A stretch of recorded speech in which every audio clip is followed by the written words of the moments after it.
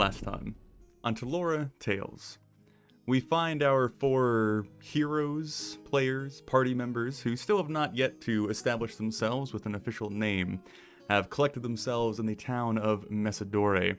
They are now official members, having completed their first contract for the Ember Boar Guild. It is run by Camus Seatree, which seems to be a somewhat rough and tumble individual that is keeping this guild functioning more or less until the arrival of our heroes is yet to be determined, I suppose. But after going out on the town and seeing what a normal adventuring guild task might look like as they delve into the sewers to save a stolen dog, find that the dog has been disposed of, and in place they find a rather annoyed and somewhat violent imp. But after dispatching the foul creature and building their first bit of camaraderie together, they return to the surface, get their reward, and enjoy the rest of their evening. All of them going out to have a few beers with the coworkers after the completion of their first mission, and then settling back into the guild hall they now call home, at least for the meantime. It is now June 21st. It is incredibly early in the morning, probably slightly before dawn. The faint sun rays, sun shafts of light kind of peeking up over the horizon. Would any of you be more inclined to wake up first before the others? Yes. I imagine so. Yeah, I would imagine Thomas was not a late sleeper. Okay. Well, Bray Noon, since you were quick on the whip, as you are rousing in the, again, comfortable or cozy is the polite way of describing it, room in the guild hall, the 4 bunks, kind of sagging and creaking throughout the night as you all shift your weight around on the somewhat questionable structure, you can begin to just hear the faint starts of the day going on outside, the dock outside of the guild hall, beginning to thrum with a little bit of life, but it's all kind of sluggish at this point. As you are, I don't know, peering open your eyes, kind of getting the bleariness of sleep out, you hear this kind of scratching, clattering noise outside the nearby window. It's nothing incredibly alarming, but it's close enough in proximity that it just kind of catches your attention ever so slightly. Okay. Assuming that everyone else is asleep or mostly asleep, I will actually leave the room and go out, the front door to kind of investigate what I'm seeing. Okay. As you kind of get off of your bunk and begin moving towards the door, I imagine whoever else is somewhat alert would be awoken by the noise. You are progressing through the main room where you would see Ayla is kind of just beginning to open the door to come in to start her day, kind of looking at you with a bit of surprise, like, oh, good morning. Bray Noon, right? Yes? Hi, that's morning to you. Was that you outside making a little bit of noise? Not that I was aware of. Did you hear something? And she kind of leans back through the door, and she's like, oh, it's miscreants, children. Okay, I'm still gonna just take a step outside and take a glance for myself. Yeah. So as you kind of shift outside the door and look down, you see the tops of kind of cloth head ramps, or maybe some sort of makeshift hat on a smaller childlike head, and there's 2 kind of hunched over shapes by the crates that are kind of pressed up against the wall of the guild hall, and there's just little bits of motion, like one kind of hopping around or kind of scurrying. You just see a little forehead kind of peeking above the crate, and there is the sound that I would imagine you're almost somewhat familiar with, being a Navy man, of dice being rolled, of small little hoots and whispers kind of going off.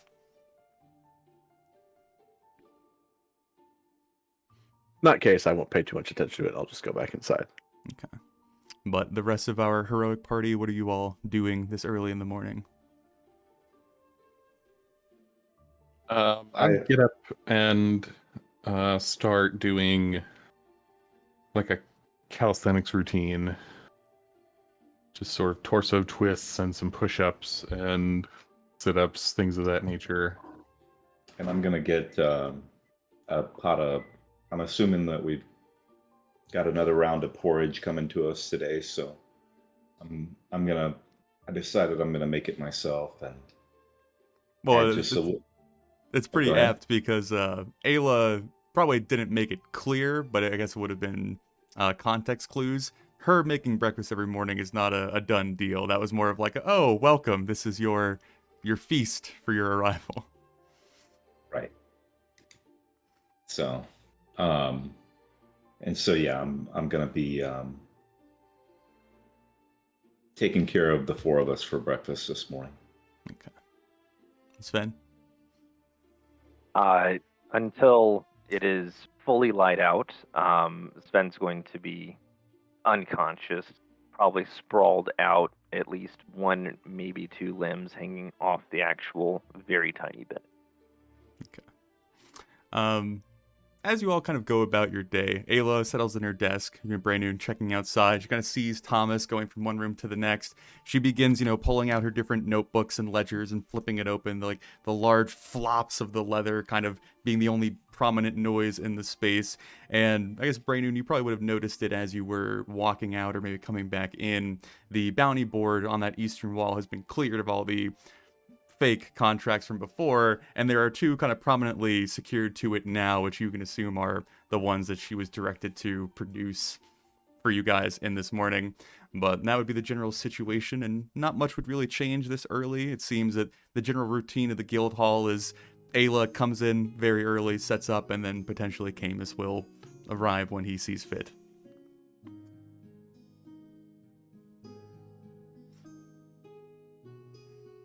Yeah, I'm probably just gonna sit there in the room and write my journal and maybe prepare a letter to my wife. Quinn, how quiet are you being during your calisthenics? I'm not making any sound, like I'm not grunting or anything like that. It's purely just whatever the noise, like whatever the ambient noise or creaking wood on the floorboards or whatever that would be. Well, the morning would progress. Ayla kind of settling into her own little bubble as Brainoon, you kind of take your seat in the little sitting area, and you both kind of work in proximity without speaking much or saying a word. Thomas going about your morning of familiarizing yourself with the kitchen and the various ingredients and discovering that a lot of the crates that have been set aside have long forgotten food in them that probably should have been thrown out a long time ago. But there's enough adequate supplies to produce your porridge as I guess we grow later and later into the morning until finally the actual beams of light from the sun above the horizon start peeking through the windows and through the slats in the wall that are also present, and we would come into the actual morning. Yeah, as the smells of whatever Thomas is cooking up kind of waft through the guild hall. So he'll get up and start his immediate morning routine of summoning his unseen servant. Take 10 minutes to get that done. And in the interim, once everyone's, I'll bring a bowl to everyone, asking whether they want it savory or sweet. And it comes accompanied with 1/4 of a kind of a roasted onion too, I would assume. He's not a great cook, but he means the thought well. that counts, yeah. I guess if either Thomas, you've entered the kind of front area of the building, Ayla would kind of give you a little wave, like, "Good morning. I know that you all are probably rising and preparing, but I did lay out the contracts for you to look over once everybody is up and alert." Now, okay, so we have already meted this a little bit, but Yeah, I assume, but I'll go ahead and throw but that up for you guys. Yeah. But we haven't seen them yet, right? Yeah. Okay. Oh, well then I'm sure that we'll be eagerly reviewing them. Would you like some porridge? Ah, yes, that would be lovely. And Would some you like tea? it sweet? Yeah, sure. No problem. Sweet or salty? The porridge, not the tea. Oh, okay, yes, thank you. Sweet. Okay, just like you.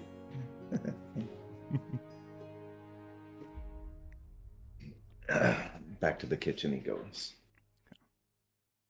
But is it safe to assume at this point that as the morning fully sets in, everyone kind of gets out of their morning routine, comes into the main room, participates in porridge and what other sweet and salty options there are, and then kind of looks over the contracts, I suppose.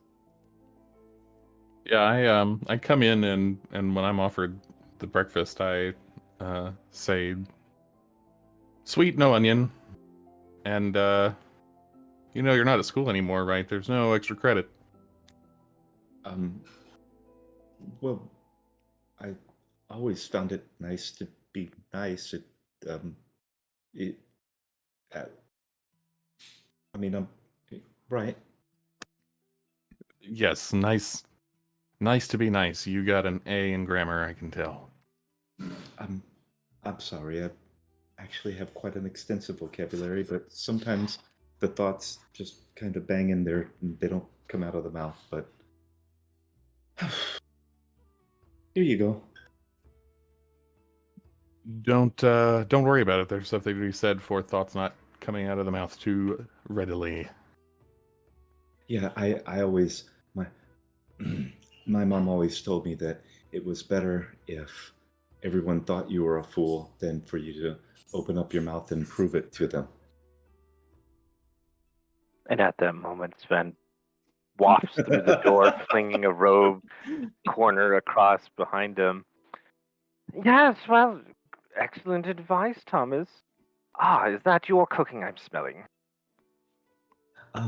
Yeah, I decided to try to learn because we didn't exactly have a kitchen in our room, but we have one here now, and I've never really cooked before, so I thought it'd be a good chance. We had porridge the other day, and I figured I know how to do that. You put the water in, you add heat to it, and um, it really didn't look too hard. So Ah, excellent. And he'll spoon like a small bite. It'll dribble back out, and he'll prestidigitate some like flavor of ham into it. And yes, Thomas, top shelf. I mean, I gave it to you natural, but I mean, obviously, if there's something that you want, I can flavor it up for you next time. Oh no, thank you, Thomas. Thank you. And really, Quinn, you should eat the onion. It keeps you regular. It's not in the mood. Onion at breakfast. I'm kind of particular about breakfast. Oh, okay. Well, let me know what I can do better next time, and I'll make sure that it's there for you. Don't go getting yourself shooed in as the gang's cook now. You may regret it. Better than getting shoot in as the gang's fighter. Speaking of, where's our early friend? Camus usually comes into the day rather late. He needs his beauty sleep, is what he tells me. I see.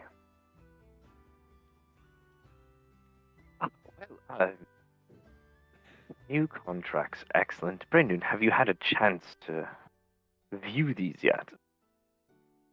No, I thought it might just be best to look at them as a group rather than individually. Yes, well, the sooner we can complete some quests, the sooner our fame can improve and I can go back. I mean, we can improve our standing in the guilds.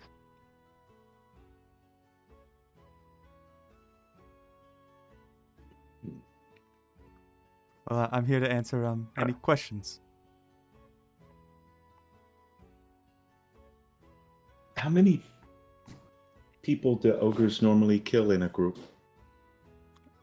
I don't think there's a precise answer for that. I will point out, if you are curious in that particular contract, that I was going to rate it steel, but you don't necessarily have to confront the ogres. You just need to retrieve lost equipment. So if you are going to face them, I would give you quite a bit of caution.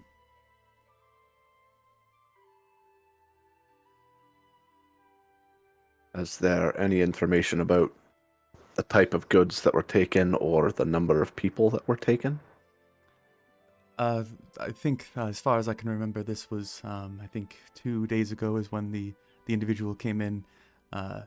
It was some sort of merchant's caravan or cart. I think it had some sort of alcoholic beverage in it. And then, as far as I can remember, I think it was 3 or 4 other people that are now missing.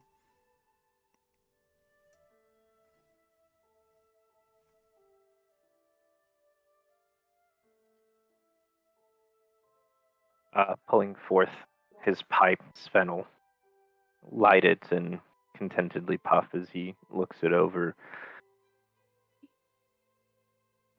Well then, my dear friends, I believe we should be away. 2 days. Far too long to be with Ogre.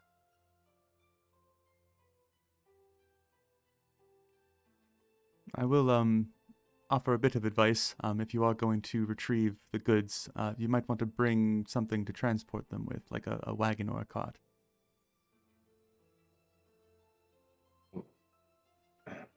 Do you have a good contact on who we can talk to about renting such a thing, or? Not exactly my expertise, but I guess I could point you in a general direction. What of this Koval fellow? He Perhaps was he still has a cart. he was heavily injured. I think he told me that he was being treated at the Remembrance Point Hall. So if you need to speak with him, he should be there. I can make a floating disc, and it held Sven and 2 of his passed out friends at a party, and I was able to Yes, take it them did. all the way home. Well, as we long as met- you can keep that up for 5 days, then I guess that can be a solution. Well, no.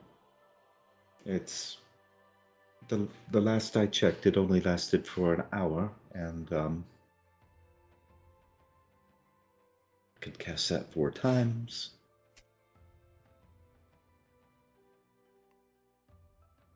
Top shelf. No. Let us visit the poor fellow and see if maybe he knows where we can find a cart. Maybe he has some contacts here in the city. Seems like as good of an avenue as any.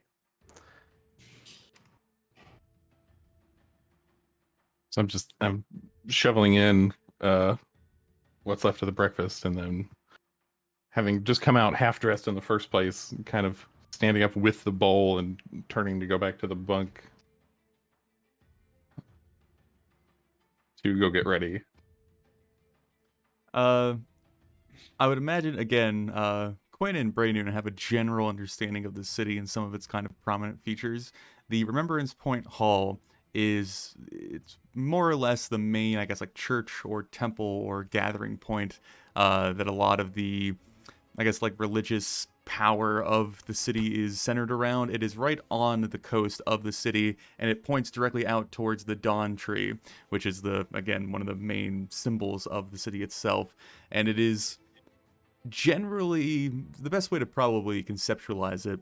It's like a massive pavilion, very open concept, and it just has like kind of massive flocks of people moving in and out of it due to its general charitable intentions. It's a place where, the homeless can go and get a meal, the injured can go and get healing. It's just kind of this communal offering point, and it is run by the various uppers or higher ups of the religious sect in the city.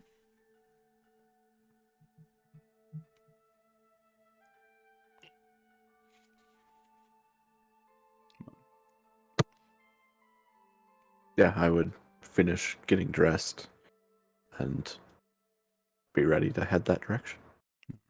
Any last things before you guys depart the guild hall? Bring in my backpack. I think Sven would have everything with him, given how little he has.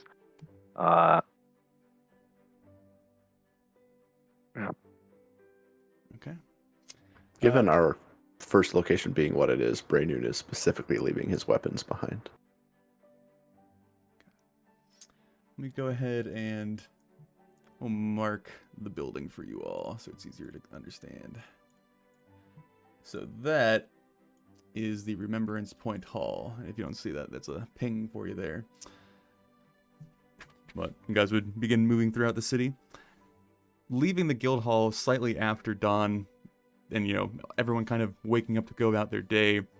You would all get a very striking image of why the Dawn Tree has its namesake, as the sun is kind of just lining up with the massive canopy of this tree that stands hundreds of feet tall, jutting out of the ocean or the bay that the city is set upon.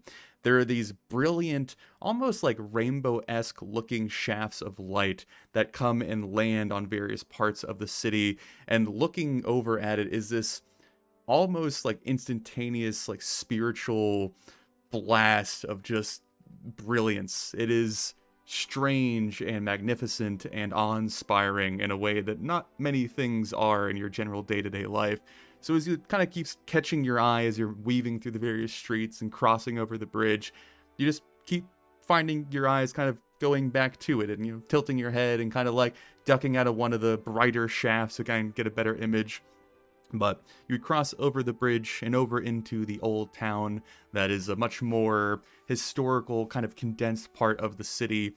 The hubbub quickly shifts from this kind of shouting, heavy labor, banging, and commotion to a almost like peaceful and collected calm. The people on this part of the city just having a lot less potential stress or emotion or flair in their morning routine, and you continue to make your way through the more winding, kind of narrow streets of this part until you end up on the coast of the city, outlooking the bay that eventually leads to the wildlands far and far over the horizon. But approaching the Remembrance Point Hall, as described earlier, there aren't a lot of like solid walls. It's these huge, massive archways and this gigantic, great gathering point in like the first tower of this building. There are perhaps maybe 200-300 people even at this time of day, kind of flooding in and out, milling around the entrance. You would notice that distinctly, kind of on all the different entrances or the main points of the building, there are these pure white robe dress elves in various ages and demeanor and presence. They are more or less kind of just like standing around and greeting. You see little head nods and slight gestures as people walk by. One thing you would all very quickly notice is they have a little like wooden bowl in their right hand, and they just ever so slightly kind of like lean it out as people walk, and a few coins go in, a little appreciation, and then the next person and the next person. And that would be the general scene that you kind of see as you are stepping forward.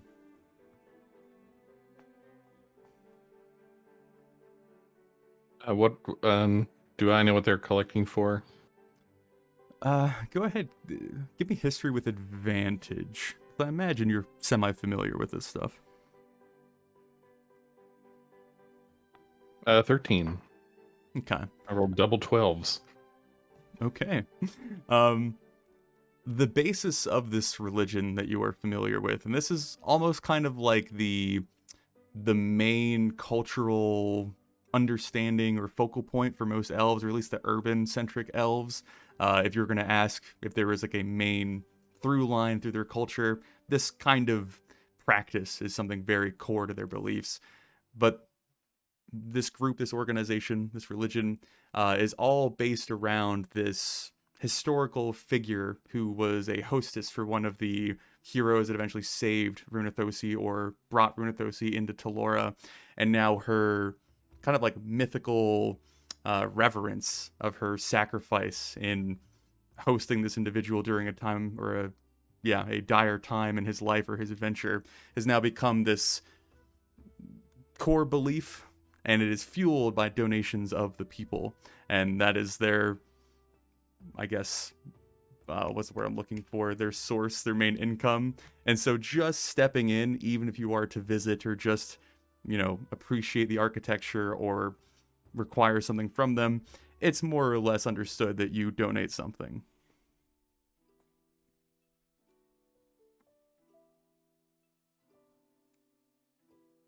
I would drop 2 silver coins into one of the dishes as we pass. As you step by the man holding the bowl, which you do spot is empty.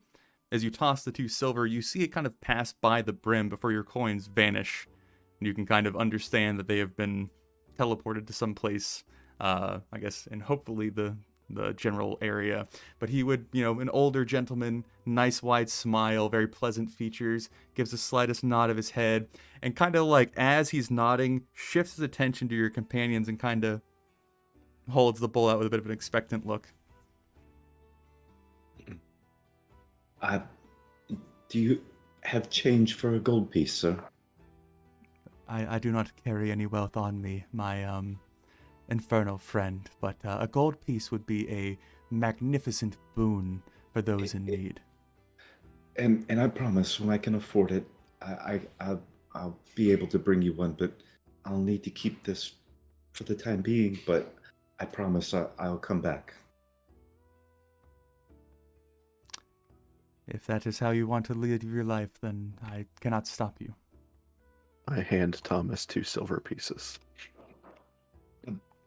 Okay, my companion has given me a loan, and thank you. Here. See the Drop it in. benefits of charity. Kind of gives another nod to Braynoon. He would direct his gaze to both Sven and Quinn. So I gonna roll some sleight of hand. Yay! I've got a 21. Okay. So I hold up 2 silver coins, just like Braynoon, just kind of almost like, see, here they are, and then quickly make a motion like I'm dropping them in the bowl, but instead I palm them and a ball bearing falls out the bottom into the bowl. Okay, you And got then 21? Yeah. Okay. Yeah, as you, little like quick flick of your wrist and the coins slide back into your sleeve as a ball bearing takes its place. He just kind of sees the flash of metal and kind of gives you a nice nod and then turns to Sven. A being made of gold would certainly have some donation to spare. Yes, I get that request so many times. And he'll pry a scale off. And as you desire, and drop that into the bowl. You're like, And then stride forward like, yes, of course, this is natural. it's kind of like, all right, and then waits for the next person to walk up to him. But you at this point would be in the general kind of grand area of the hall.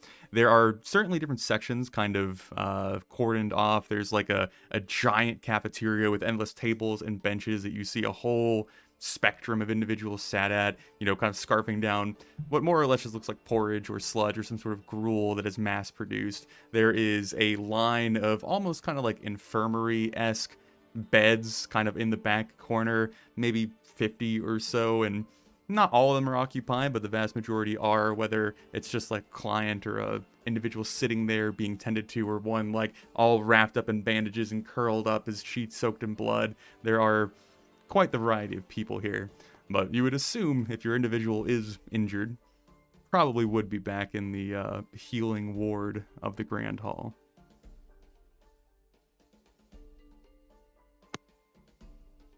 Walking up to the kind of the line of beds, Sven would gently call out, just Kovo Cinch, I think that's his name.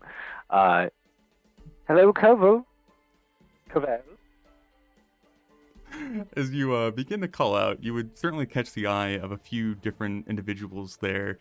Some just kind of like somewhat shocked by your presence, and then also perplexed by your dress. But at one point, maybe 5 or 6 beds down from where you currently stand, the mattress has kind of been propped up on a few different like boards or slats that kind of leaves them mostly sat up. You see this dwarf. I'll go ahead and give you guys a glance. There we go. That actually worked. He is wrapped thickly with this giant bandage around his head. It is clean, indicating that it's not currently bleeding or agitated, but he has these wide, semi-vacant emerald eyes that kind of find you, and he shrivels up a bit, kind of squinting ever slightly. Gum Koval. Do his bandages look clean? Pretty.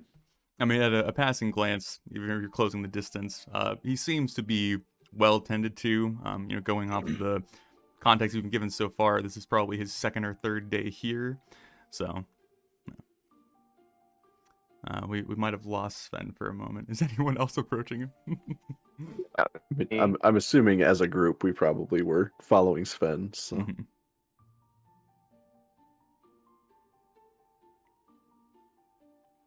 From the League, you posted a contract. Yes. Yes. Yes.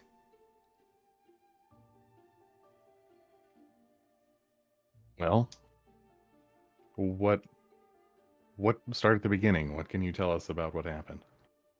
You can tell that he's hearing you, but there's this kind of concerning delay that you see in his eyes. Like, it reaches his mind, and then you have to watch him process your words for a moment before he actually can manifest words that come out of his mouth, and they almost seem kind of clunky in distance as they do respond. Like,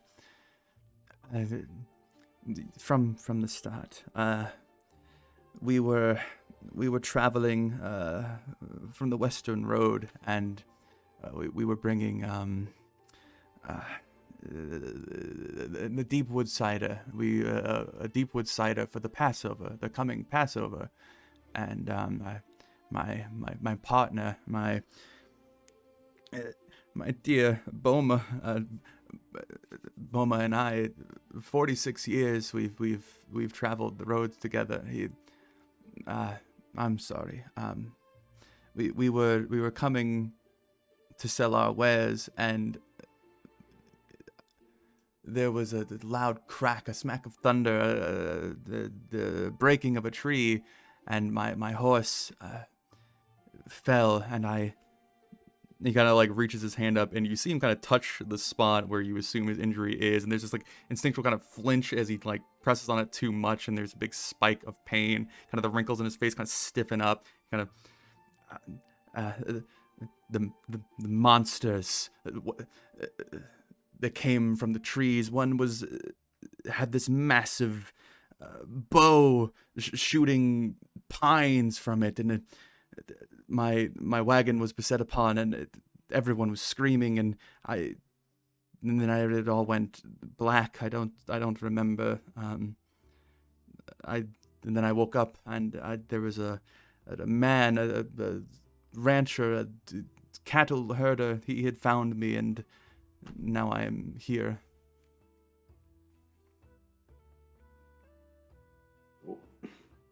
Do you remember the name of the man who found you, the rancher? Let's see.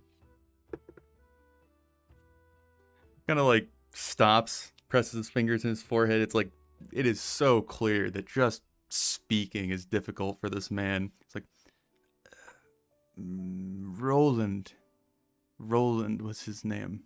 He was a human man.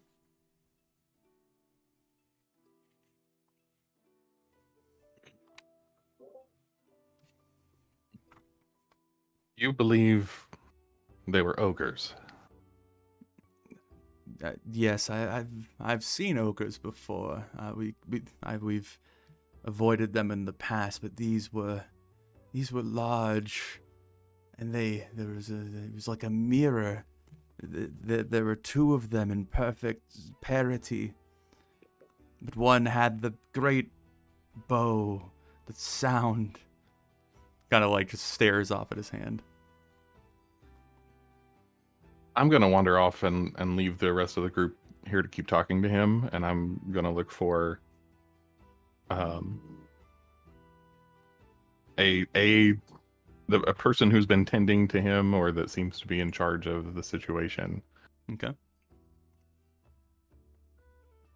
As Quinlan walks away, if you can recall, roughly how far out from the city were you when you were beset? We were at the choke, and Braynoon, you would be, I imagine, be familiar with this. The choke. I'll go ahead and pull up the map of Runa Thosi. Man, love new fresh maps. There we go. So just south of Messidore, there is that road that kind of runs somewhat close to the coast. The choke is the narrowest point between the mountain range to the west and the sea to the east, and it's called as such because the various evildoers or he's coming back, or potential brigands kind of use that spot as a point where they can retreat back to the mountains easily after harassing some unawares individual. So that would be the general area that you know that he's referring to.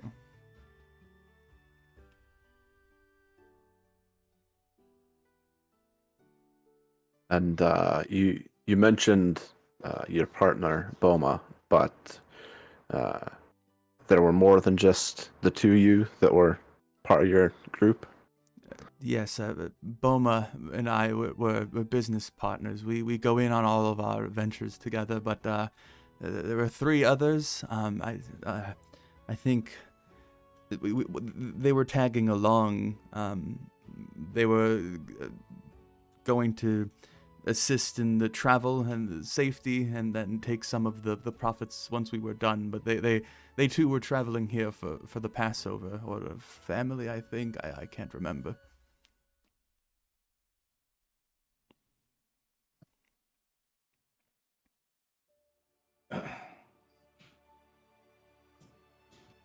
Was it just that the contract was for 2 ogres? Was that all there were there? That is all that I saw, but I wasn't. It was so quick, and I fell to the darkness so fast that I don't know.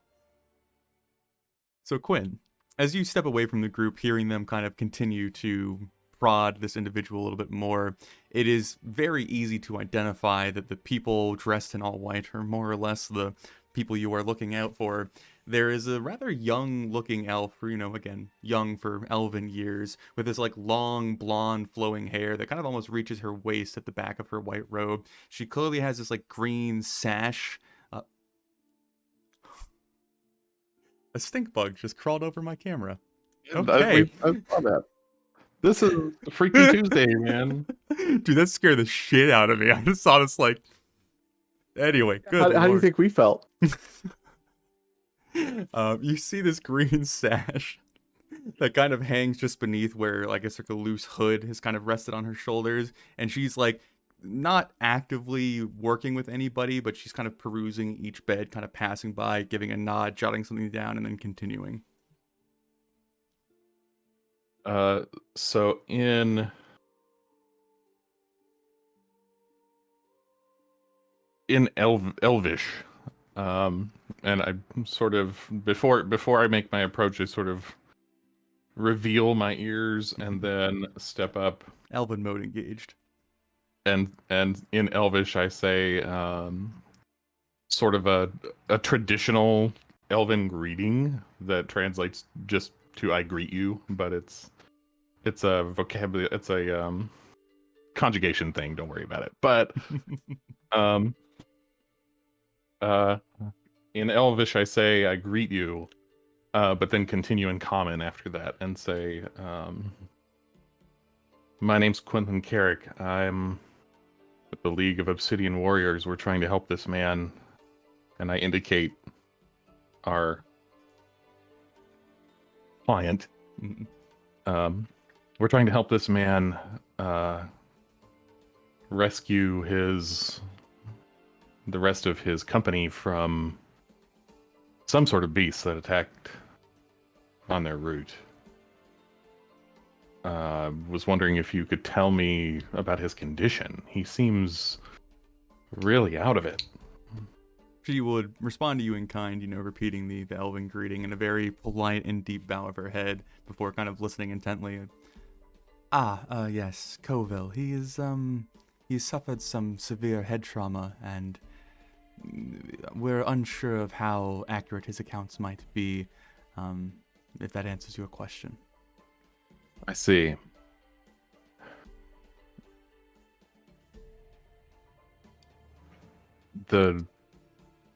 Are his injuries at all consistent with an attack like what he's describing from these large monstrosities?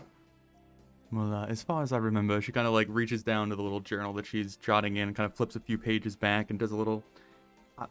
He claimed that he had fallen from his horse and struck his head on the ground, and that does more or less line up with what we are assuming happened, but it is rather strange that I guess he was left unharmed after the fact, but strange things are known to happen.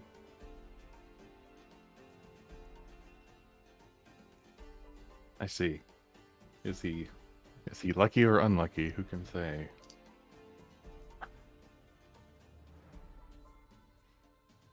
How long do you think it will take for him to recover some of his intellectual abilities? Well, obviously it'll get better every day. We've seen improvement in just the 2 days that he's been here, but it might be the event that leads him into retirement. Did he ask for anyone when he arrived? Does he have friends, family, other company members that he may have mentioned reaching out to? He kind of she would kind of look back down at her notes again, do a little bit of scan. She's like, well, he has told us, and I think that is more or less accurate. He was hired by the Coquin family to bring his goods here, and he asked for a messenger to be sent to them, and then he also requested a messenger, I'm assuming, to be sent to your facilities as well. Thank you very much. Yes. Well, good luck, I suppose, and you are hopefully doing good work. We'll find out. Well, I will leave you to the rest of your inquiry then. So I'll return to the group at that, Mhm. and just sort of wait for them to finish questioning. Koval, I am a wizard, and I have available to me what are called spells. You're familiar with them, right? Yes. Right. it. I normally, this is very rude, and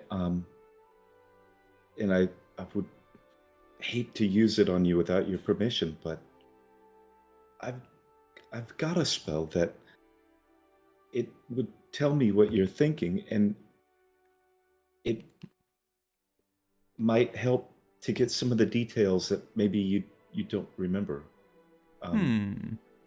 Would you mind if... Give me a persuasion with advantage. I'll take a... Oh yeah, all right. Let's see here. 20 plus... That is a 16. Okay. Again, it would take that long delay of him kind of like processing what you're saying and then finally like slowly nodding his head like, if it helps, yes. Okay, well, it's not exactly the most subtle of spells. You'll feel a presence in your mind, but I already do. we are here to help. So, what I would like you to do is, until I ask you to stop, would you mind just concentrating? I know it's hard, but on the events as you can recall them. You don't have to tell me anything, just think about what happened from the start to the finish. Okay? Okay. You would agree? And then I cast Detect Thoughts. Okay. And you're using the second half of that, correct? Yes. You want to read me the precise wording of that, sir? If it fails, you gain insight into its reasoning, if any, its emotional state, and something that looms large in its mind, such as something that it worries over, loves, or hates. And that's questions verbally directed at the target creature naturally shape the course of its thoughts, so the spell is particularly effective as part of an interrogation.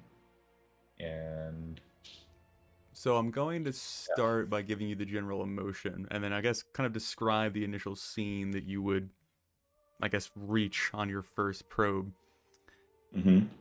There is a slumbering sadness is probably the best way to describe it.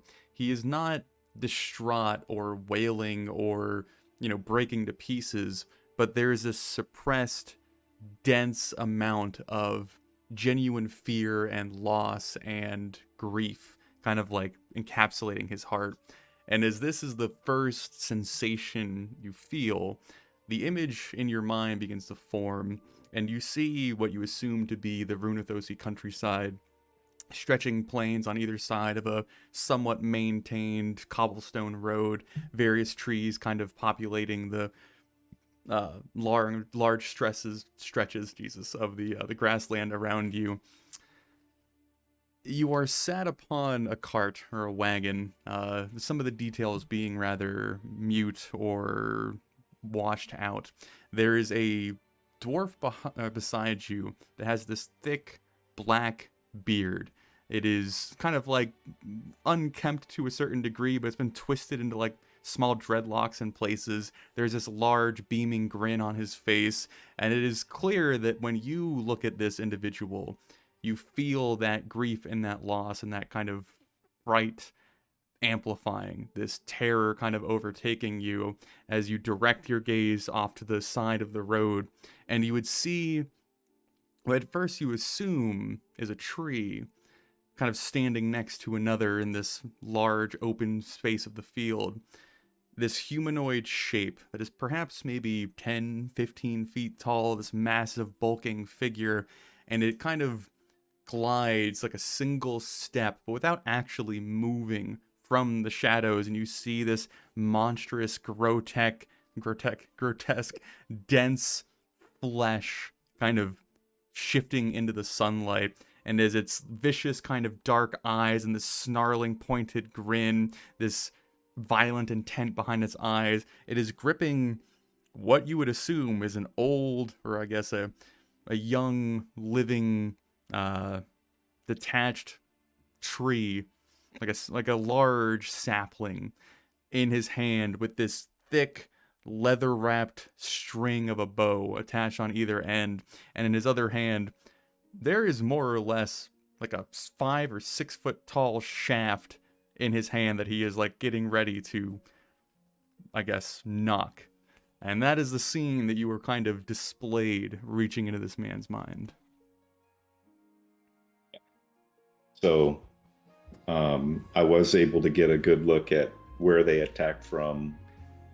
Yeah, I mean, like anything very specific, like the location of the mountains or how close in proximity the coast was, would be somewhat hard to, I guess, like pull from this, because even a human mind or a dwarven mind can't, keep those precise details accurate.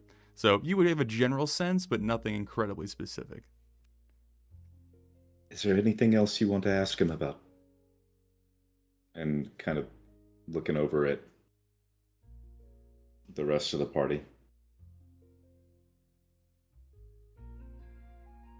Nothing I can think of.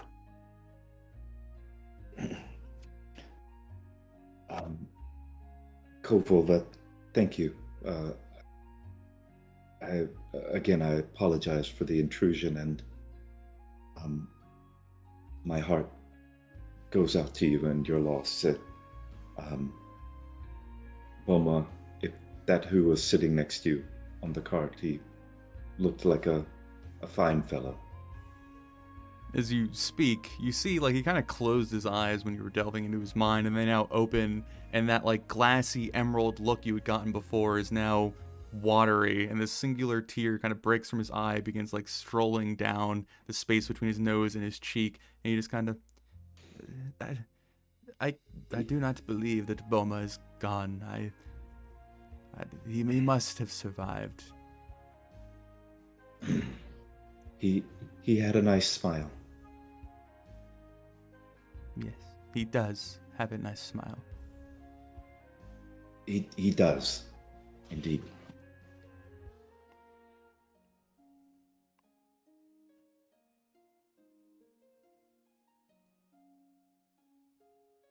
So I would meld back into the rear of the group again. I kind of want to visit the home of the family that hired this group. Okay.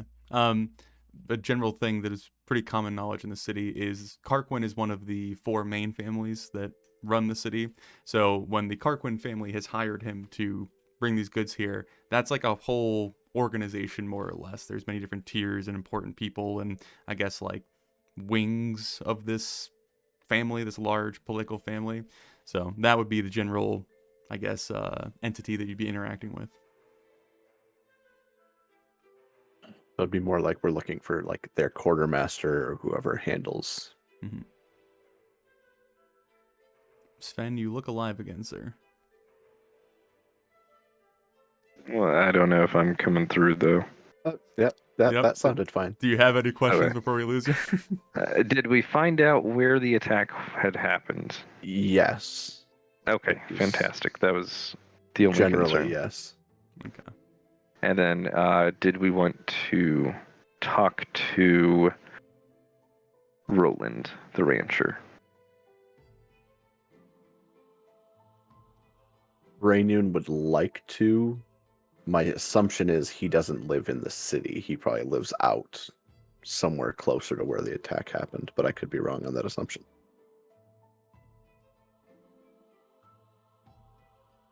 So I wonder if we could borrow a cart from him and possibly save ourselves some gold. Okay, that's about it. I'm gonna have a back seat today. So I mean, my thought process was, especially if we're going to go talk to someone in the Karquin family, that we could potentially get a cart from them to retrieve their goods that they ordered.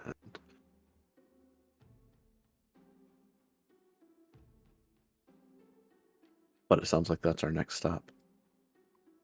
Okay. So tracking down some associate of the Karquin family and trying to figure that out. Quinn, you did say that when you were here for a short period of time before we picked up, that you were kind of moving around the city, kind of learning about the movers and the shakers and the prominent individuals you might want to interact with. Do you want to go ahead and... I hate relying on history so much, but it seems to be the most accurate skill for this. You want to give me another history check?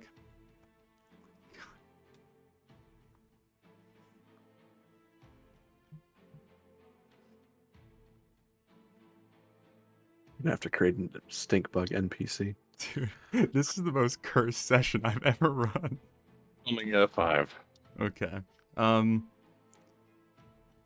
Having spent most of your main energy working on the, not the underbelly, but the more lowly individuals that have the actual push with the influence in the city, the main political families is something that you didn't spend a whole lot of time on.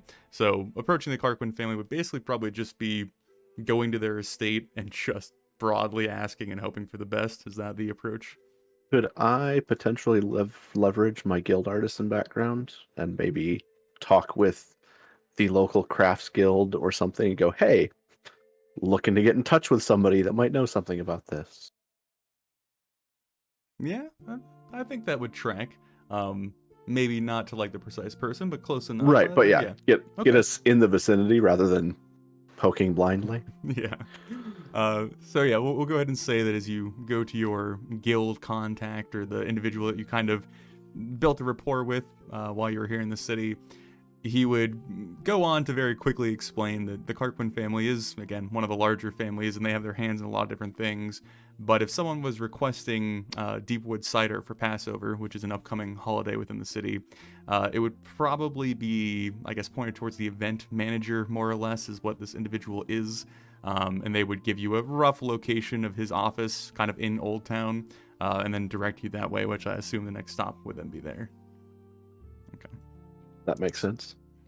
So as you guys move into more of the center of Old Town and the day begins to stretch on, we're probably now maybe 7, 8 in the morning. People are fully entrenched in their daily routines. You would come upon a somewhat large, gated estate manor compound of some sort. There's large buildings kind of dominating the back with a few smaller, more situational structures in the front, and one of them would be this kind of combination stable and storage house or granary of some sort. It's clear that a large amount of, food and wine and ale and whatnot is kind of being organized and shoved in the larger warehouse section as carts are kind of pulling up and unloading even this early in the day. And that would be the building you were directed to, stepping into this kind of like attached office space. It was kind of slapped onto the side of the building at some point. There's a small, maybe like 20-foot room that has all this various like paperwork and ledgers and books kind of strewn about. And this moderately grumpy-looking dwarf sat behind the desk. He's kind of just like scribbling away, looks up. There's some nervous-looking elf that has just done business with this man that kind of quickly scurries past you all, looking slightly red in the face. And he kind of like peers his eye up, like, what you got?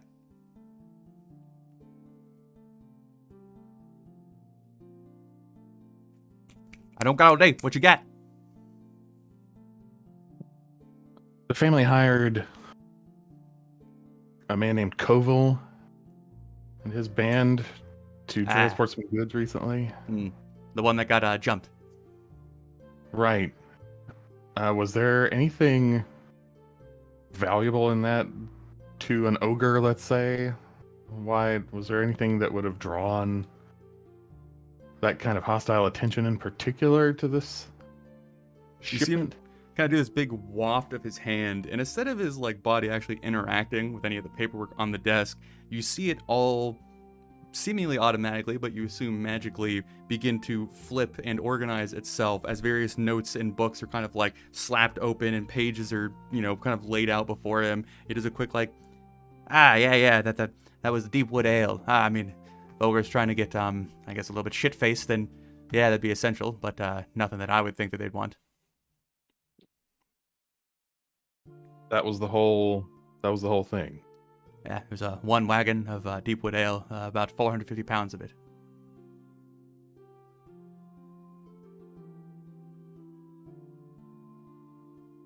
Have you known this route to be dangerous in the past?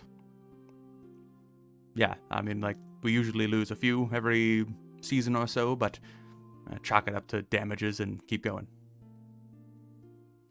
I see. Would it be worth anything to the family if we could recover some or all of that? But I think, or I would imagine that your payment is coming from the family.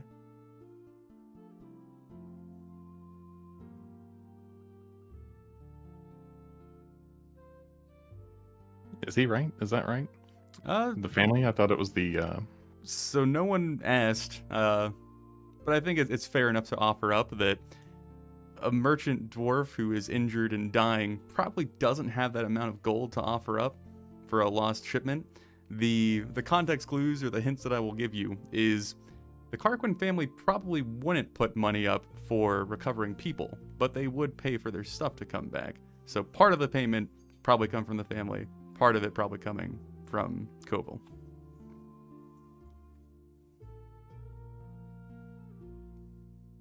Wonder if you know someone that could set us up with a wagon just long enough to get the goods back. Alone, you say? A borrow. Well, and really, it would be in you, your company's interest. Just let us have it. We wouldn't be able to bring any of this back without one. And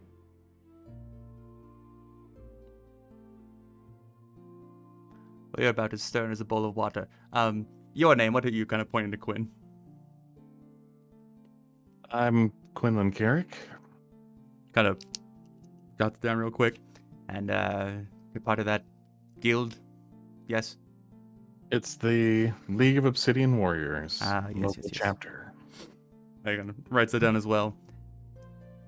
I'll loan you a cart. I'll loan you a horse. But it must come back in one piece. If not, you're paying double. Understood. All right. I have your name, sir, and I don't forget. You shouldn't. how much I'll are have- we paying single? What? You said if it didn't come back, we would pay double. Yes, you will pay double the value of the cart and the horse.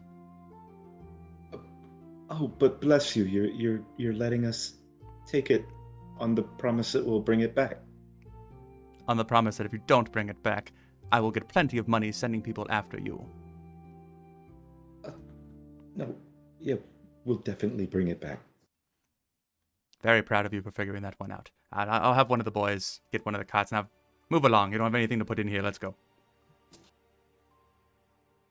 That was really nice of him. It's been my experience that men like him usually try to get money out of you. He's made a good bet.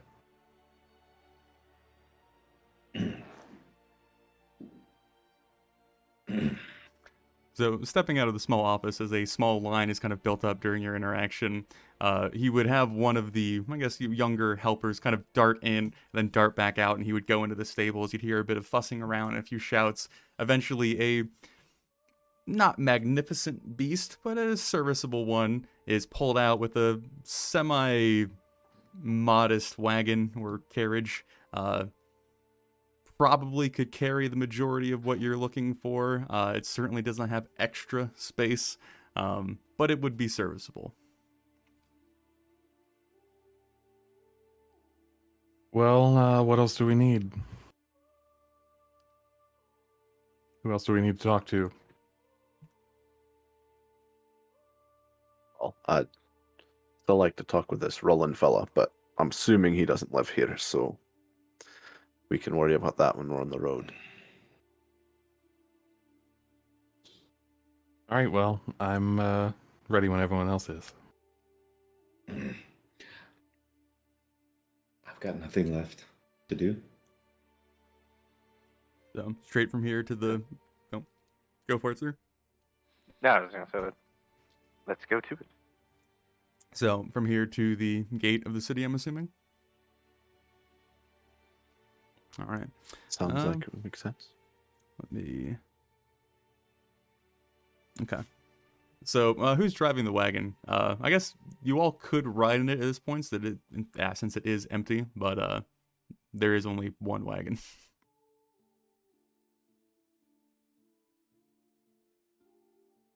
Roughly how long are we looking to take on the journey to the... So, Contract mentioned 5 days. and that is the general Right. estimation. So we're looking at minimum estimation 10 days round trip. So, going off of your local understanding of Zavel Cavern, which is the location that was kind of guessed at on the contract, getting down to the place in the road where you would cut off is probably 3 days, and then 2 days to the actual mountain range off to the Overland, west. yeah. But that would be the vague area of where that cavern is, and it's not confirmed that the ogres are there, but it is the nearest thing around that area, so it's probably a decent place to start if nothing else. Yeah, it'd be 5 days Place there. of trouble. Yeah, and then 5 days back is the trip that you're looking at.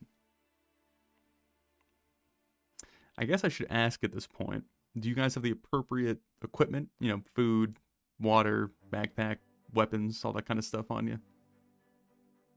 Um, I mean, I can get my weapons easy enough. I have no food on my at all. So yeah, I'm thinking probably a quick supply stop. Is this wagon, is it typical open wagon? Is it more like a stagecoach covered wagon? Is it? It is like the plainest, open back, no Okay. tailgate, like strict Yep. wagon pulled by one horse with like two fitted, I guess like railings, whatever you call them, or like bracings for the horse. There's probably a term for that. It's a yoke. Oh, thank you. Close enough. Yeah, so Yeah, I'd need to get some food too. so it sounds like stopping for rations for some people. I'd like to buy a tent just to have one Okay. as needed. I have rations, but I have exactly 10 days worth of rations. So whether that is You guys I think can it- go about buying that at the standard Yeah. price, more or less, as you see fit. So.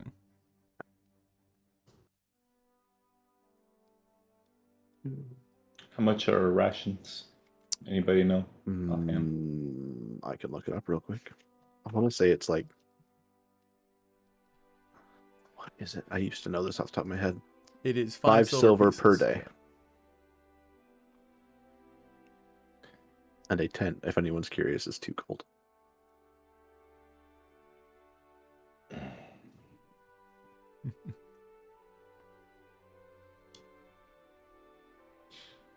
Other than that, I will summon my bonded hand axe and warhammer and put them in the wagon once we get close to the gate.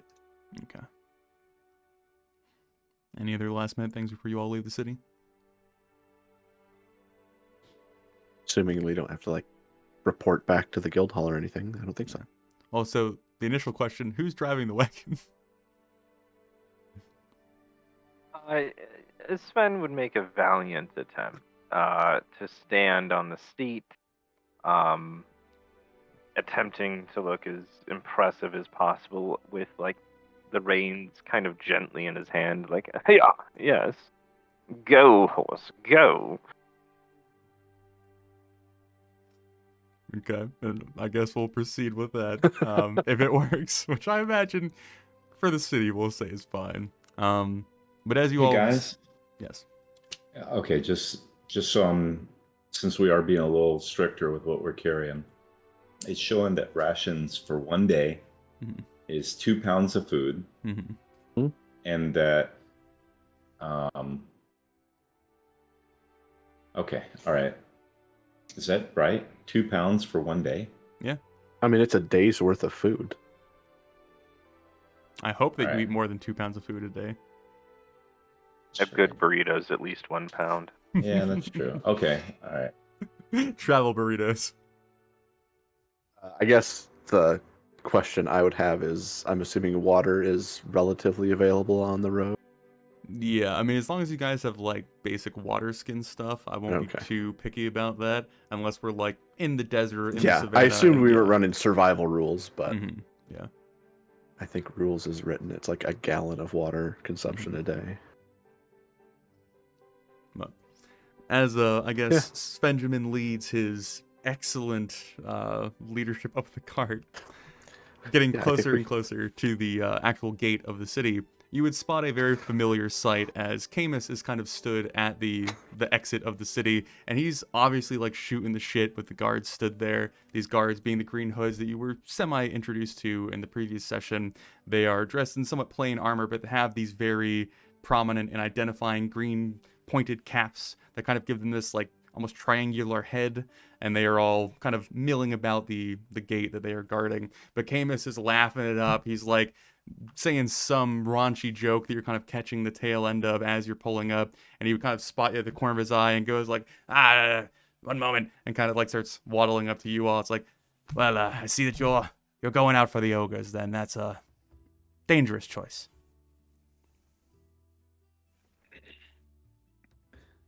Are you going to come along and observe on this one? I think not. can't leave the guild hall for too long. You know, Ayla gets far too wild without my supervision. And he starts, like, reaching back and digging in some pocket. He pulls out, like, a scroll. It's like, like a pebble. Ah! And he kind of, like, looks you all over. Pointy. Pointing at you, Thomas. Yeah, it's Thomas. Hold out your hand. He places what looks like a mundane stick in your hand. It's probably about maybe 2 inches long, and it's properly thin. He's like, if you start dying, break the stick. I'll know. Okay. That's so you can come save us. I can send someone out. That's good to know. Okay. I'll tuck it away into one of my pockets in my robe. And he kind of like looks you all over, and there's this like stern, like 2-second stare that he gives each of you in the cart. Fucking Sven. And he would eventually, I guess, probably direct the last comment up to Sven, and his eyes very intently on you. There's a lot of the jovialness that he was just holding in his previous conversation kind of vanishing from his face. As a bit of a more serious tone than you've seen him embody kind of comes up. Like, Purple, if you pull some stupid shit and get them all killed, I will guarantee that everybody curses your name. Sound like a good deal? You wound me. We shall be excellent. What else can we do? He kind of like shakes his head, and he reaches up and grabs the reins of the horse and starts like basically dragging himself up to eye level with you. And he reaches one of his like mighty hands up and grabs your robes and like yanks them very firmly until his nose is met like perfectly with your snout. It's like, if you pull some stupid shit, I will skin you into boots. And then sets you back down in your seat and kind of hops back down.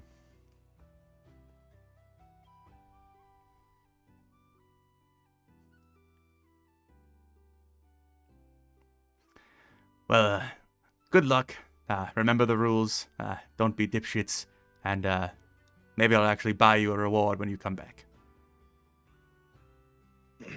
Some fresher food for the pantry would be my request. I'll put it down on my notes.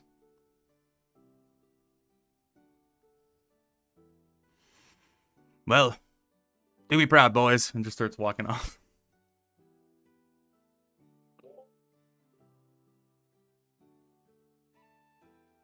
I just sort of Captain- sigh and stop short of rolling my eyes, but just happy to be moving on from that interaction. Is Captain Kirith there at the gate? No. Okay. All right. I So then, in imagine- a fanfare of waving,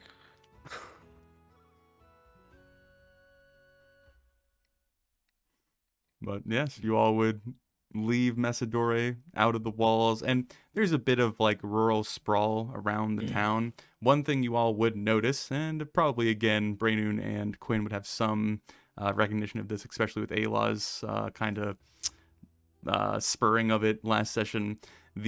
All of the lands south of Messidore, past the furthest road and the walls beneath it, the once somewhat developed area where there were farms and various structures and warehouses and storage places, every structure has been torn down. The only standing evidence of what was once there are kind of the cobble or stone foundations of certain buildings, or fences that kind of got forgotten about and now have been overtaken by time. It's been, roughly 10 plus years since all this has been taken down and deconstructed, and the agreement that you all have been made aware of is what has spurred this returning of land back to the original inhabitants, which is a point of contention for basically every elf living in Messidore and around it.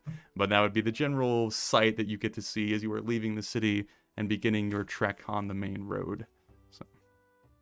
As we're leaving, kind of retconning back a bit, I would just ask any of the guards if they happen to know of a rancher named Roland between here and the Crook, or whatever it was called. The choke. Yeah. The choke, that's what it was. Look at you boys. Rob, give me an inspiration die, or you get an inspiration die. Now give me an inspiration die. But okay. Are you serious? Yeah, get an inspiration die. Yeah. All right. I'm fucking with you. No. But yeah, as you stop to, I guess, parlay with the guards, they would take a moment, some of them kind of like looking at each other, and there's a little bit of like, no, he's the tall one, no, the human one. And they go back and forth for a few seconds before one of them's like, yeah, he comes in like every week or so. He's out there most of the time. I think he left not too long ago. So you'd have the general conclusion that he is somewhere Right. out in the fields. But you guys have the second half of the 21st to travel at this point. I would say leaving it around noon is a fair assumption. You would be traveling, I guess, until it reaches dark or evening. We are going to do a fair amount of hand waving and time skipping here, but if there are any sort of intentions or activities that you are focused on doing, now would be the time to kind of let me know as we do a little montage of travel. Along the way, not that I'm any master herbalist or anything, but I'd keep my eyes open if I saw anything that was growing that was potentially valuable or useful Okay. or tasty. Throw me a nature check. We'll see what happens.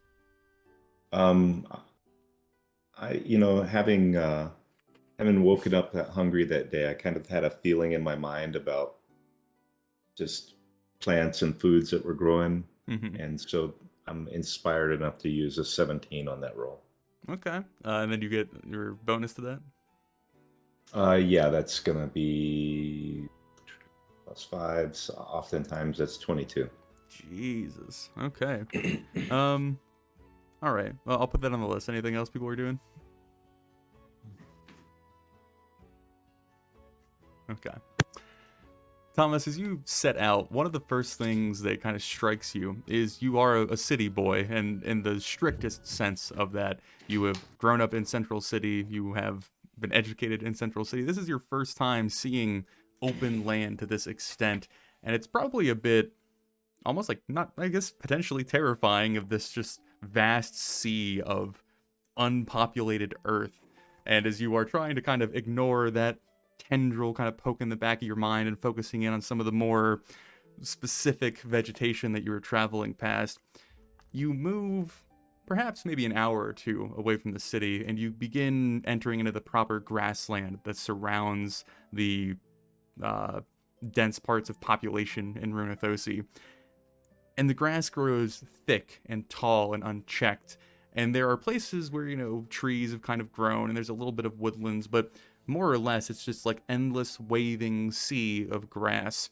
And you don't spot a plant, or at least it's not a plant after closer inspection. You do see these strange protruding bamboo shoots, is probably the best way to describe them, poking out from the tall grass, perhaps, a few 50, 100 feet away from the road. And you're like, oh, that's odd. Something so particular growing sharply out of an area that nothing else has grown that tall in. And then you see them kind of like twitch and quiver and then dart beneath the grass, move, and then reproduce somewhere else.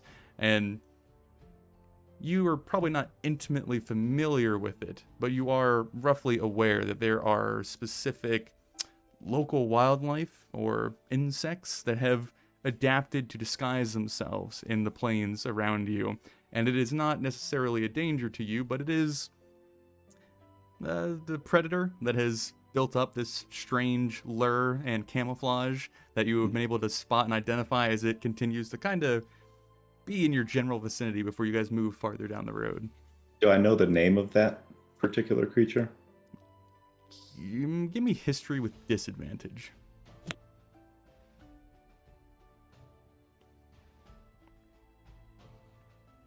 14. It's Glade something. Guys, look, it's a glade, a glade stalker. No, glade. chewer, a glade lurker. It's a glade something you can see them. They look like little bamboo shoots. I think they're dangerous. Be careful. I remember reading This? about them in university in our fauna and flower and just general wildlife course. Oh, by the way, here's your 2 silver. Thank you, Brandon. Hand over the silver. Go back to scanning the horizon. Okay. Is anyone else This trying to identify the mysterious creature? I'm content just to stay away from it. Okay.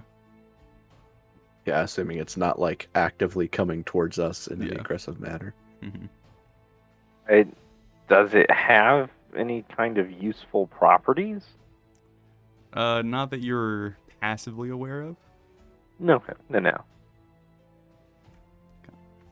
but traveling on further as Thomas makes his Eureka discovery, kind of shares it with the group. We would then stretch later into the evening, the sun traveling the length of the sky and setting off behind the mountain range to your west. I imagine you all are setting up camp once it gets dark, trying to find some sort of reasonable location to do so. Okay. Makes sense. We'll go ahead and do this because it is relevant. Let's set up a standard watch because I imagine you guys are going to want to do watches. That way I don't have to ask you guys every night what rotation of watch you guys want to do. So go ahead and hit me with what you guys want. I'm gonna Sven give would you- volunteer for first. Okay.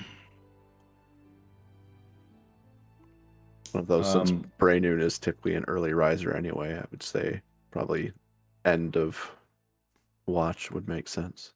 Okay. So are we going to do 4 separate watches? Okay. Second. Okay. And Then Thomas, that third. puts you third. Okay. You can Everyone- have my other. Yeah. Oh, I'm Go ahead sorry, and what? roll me a perception roll for your watch. I'll use my other portent die, and that'll be a 21. Okay. Sven gets a 9. 18. 12. 12. Okay. I actually lip read that. I was like, he's going to say 12 when he. Oh my god, you saw the future.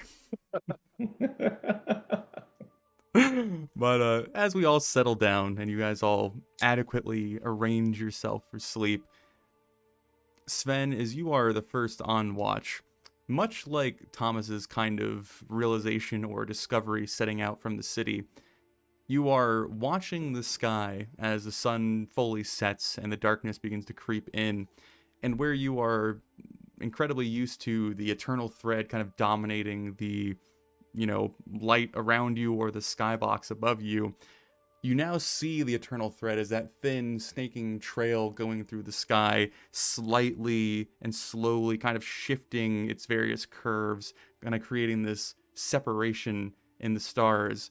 But past that, you're able to finally see the millions of tiny little pinpricks of light that allude to the distant other worlds or universes that are beyond your comprehension, this kind of brilliant display that you are not used to spying, and it's somewhat distracting to the point that you are less observant than you probably should be on your watch, kind of finding yourself just doing that for a fair amount. He's casting a ritual with his pipe for most of it. But you would not hear anything that alarms you or alerts you during your watch. You would settle into a somewhat peaceful night as your companions are finding their own sleep. There is the almost deafening but somehow slightly comforting noise of crickets just constantly going off in the background. It is this endless grinding of chirping and whatnot that becomes a white noise that you grow very accustomed to very quickly. If not, you would probably go insane. But that would be the extent of your watch, sir, unless there was something specific you were doing. Unseen servant would be fiddling about the camp, but that would be about it. Okay. So Quinn, Just give a gentle nudge to Quinn. Quinn, as you wake up for your watch, is there anything specific you're doing, sir? Just checking my weapons, that they're clean and in good order. So, seeing much of the similar sight that Sven did, but having a bit more focus on your task at hand, you do hear kind of off, pretty far away, to the point where it's unclear, like a sort of distance or length of time that it would be away from you. But there is this long, trailing, kind of strange mooing sound. It could come from a various different creatures, but it is resonating enough that it's potentially something rather large. Again, nothing incredibly alarming and nothing in close proximity to put you on edge, but it is something that you do hear.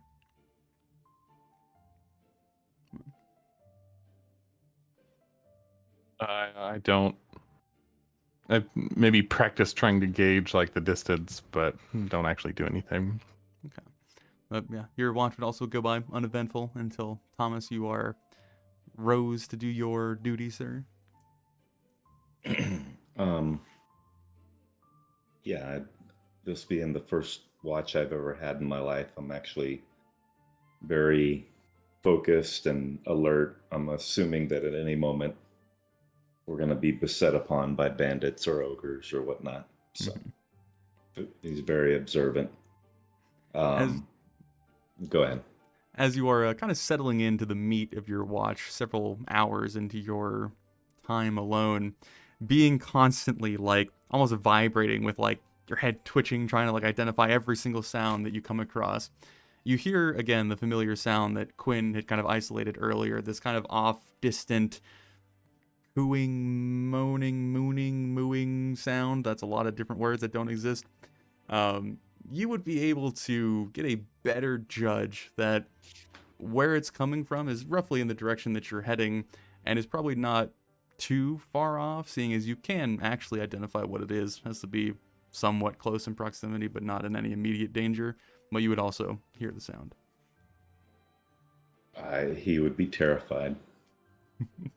It's nothing he can he doesn't know what it is, right? Yeah. So it's obviously monsters that are just beyond the. So for most of the watch, he's debating whether he should wake anybody up or not. I like to think he's just like kind of shuffling towards someone. He's like, no, but no. Yeah. But Braynoon, you are eventually awoken for your last watch. The deafening sound of crickets kind of waning. There's some sort of monster or listen, and is it actively? There's probably maybe like 10 or 15 minutes between each rise of the noise, but if you do like sit there with him long enough, you would be able to like identify one to showcase. Yeah, I would wait to go to sleep until I heard, and then that. I'll be sure to wake you if there's any danger. I don't know if I'm going to be able to go to sleep, but I'll try. Good night. So, Brandon, as you take up your watch and you are valiantly alerted to the potential danger looming in front of you, the dawn of the day begins to creep ever closer to the horizon, the dark black sky kind of shifting to that muted blue hue until birds start chirping, the wind starts kind of picking up ever so slightly, the kind of distant sea breeze kind of swirling through your camp before rising up towards the mountains. Probably like 6 or 7 in the morning, where the sun is like actively visible at this point. You would hear that mooing noise again, but at this point there is a added sound that is kind of layered on top of it, this like clattering of metal, this long sharp like ba-dong ba-dong that kind of rings out with it as well. Still at the same relative distance, just yeah. I wouldn't pay too much attention to it. But you would all be awoken for your first day actively on the road, and I'm assuming breaking camp and setting forth. Okay. So, we are now on June 22nd. As our party put their camp away, or, whatever the camp actively looked like, and set back onto the road heading further west. I guess I should actually update where you guys are, more or less. Well, probably about there. It's perhaps 2 or 3 hours into your travels, all of you keeping a somewhat active eye on your surroundings, making sure that, a glade question mark doesn't sneak up on you, and whatever the monstrous noises were in front of you don't suddenly lurch upon you. I imagine Sven, being at the lead and probably the highest up on the wagon at this point, would be the first to spot this kind of slowly rippling, shifting wave of brown kind of rising up on one of the swells of the horizon, kind of like narrowing your eyes and focusing in. There's this strange, like, bumping, like, it's not, what's the word I'm looking for? Odulation? That's not the term. But I'm sure everyone knows what I'm going for. I'm gonna go. Undulation? Thank you. That's what I'm going for. That kind of like makes the world almost appear to shift in front of you. And as you are gently climbing the hill that the wagon is currently kind of plodding along, the horse is kind of lazily swinging its head from side to side, you eventually can begin to identify kind of smaller, isolated shapes. And as you again kind of focus in as tightly as you dragonkind as possible, you would be able to more or less identify some sort of buffalo, cattle, cow shape off in the distance that covers a rather large swath of the land that you are actively heading towards. To be clear, that is like a herd covers Yes. a large swath, not a single beast. Yeah. Covers an entire These Titan cows come from the depths. Yeah, no, you're good. Yeah, so I see beast. I wonder if that might be Mr. Roland's herd.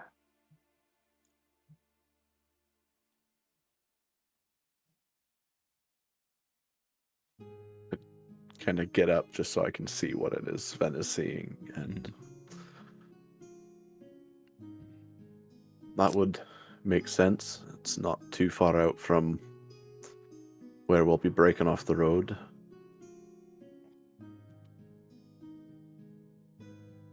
So, And you I all would believe the stop over there.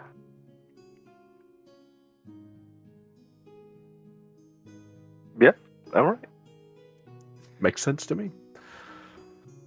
So as you all grow closer, traveling, maybe 10 or 15 minutes closer to the herd, as it seems to be coming in your direction, but at a much slower pace, you would eventually be able to identify these, like, three...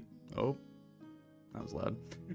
These three risen men on horseback that kind of protrude up from the giant wave that they are kind of consumed by.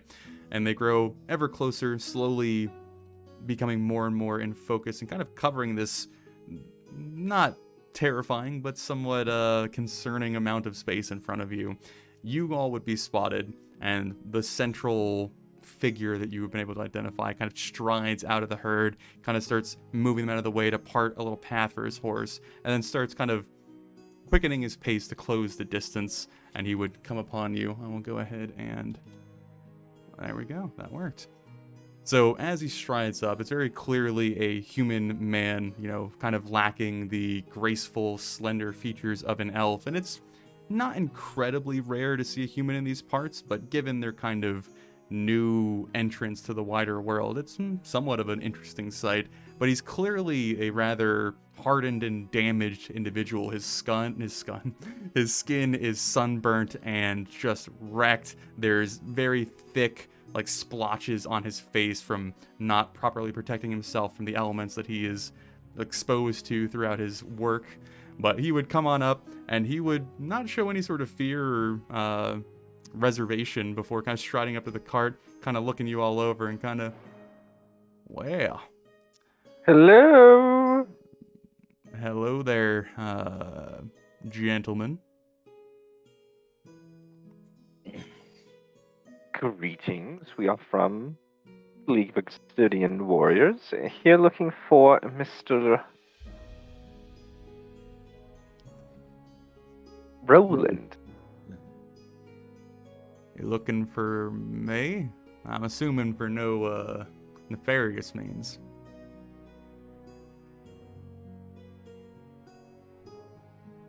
No, we're sent to retrieve the lost goods of a waylaid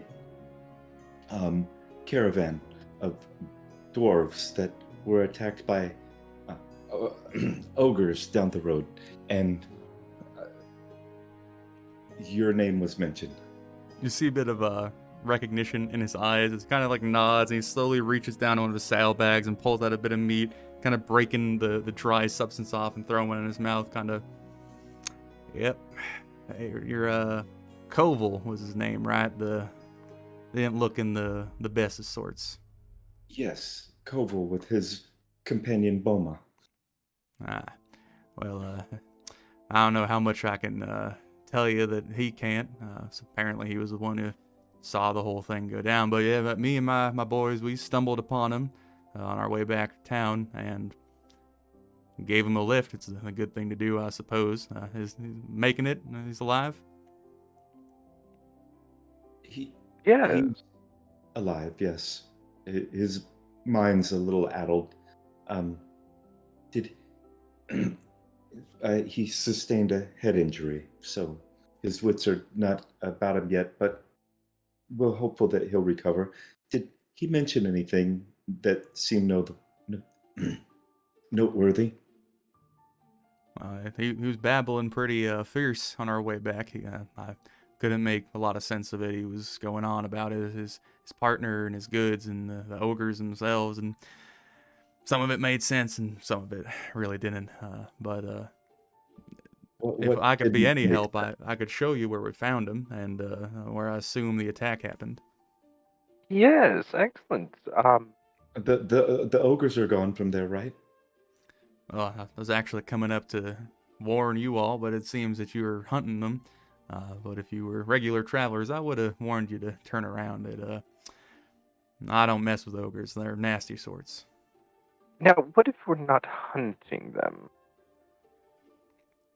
Then I would advise you to turn around.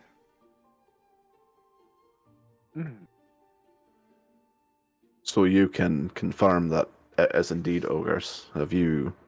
Has your herd been beset by them, or?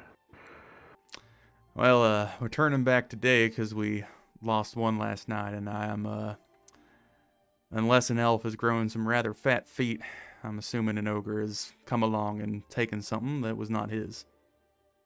You lost one of your cattle. Yeah, one of my union, and he kind of turns around, and there's these somewhat of a yak appearance sized cattle. They're large, their shoulders are kind of overgrown to give them this almost kind of like, I don't want to say like ape or gorilla style like curve to their back, but it's this strange looking creature that clearly has been built for some sort of strenuous activity, a purebred work animal to some extent. And he would kind of gesture back to the large herd that's still, progressively growing closer. He's like, yeah, we were looking for it, and then we found the tracks leading away and a few blood splatters not too far off from the herd, and we decided to cut our losses and head back to town. From the tracks you said you saw, did it appear to be just one of the creatures, or potentially more? Well, I don't consider myself some sort of expert in tracking, but probably one, maybe two. They're dragging the poor girl over their feet. Not exactly precise. I took a course in tracking, and they taught us how to read. Can you show us the tracks? He kind of like looks up at the sun, kind of. Well, if I'm gonna be turned around, we're gonna have to talk about some sort of compensation. I'm assuming we don't have any sort of map or anything with us, do we? Yeah, probably don't have a physical map. Yeah. Well, I'm sure getting rid of these ogres is good for you as well. You dispatching that ogre is not gonna bring my girl back, so.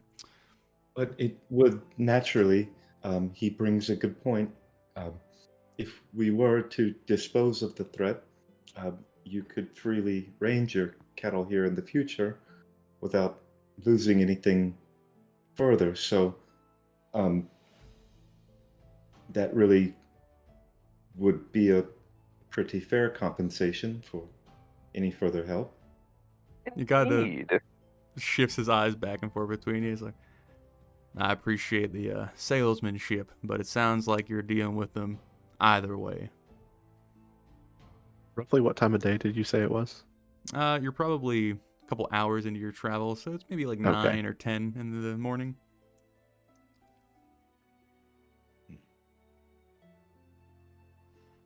What kind of compensation are we talking about?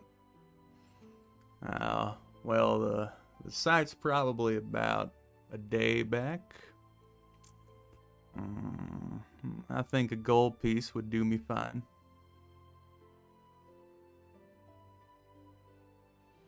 How far off the road were you when the attack happened? Are you talking about losing my girl or the dwarves situation? The attack on your herd. Well, I mean, we were just set up off the road, and we were letting the herd kind of take the field, maybe 300-400 feet.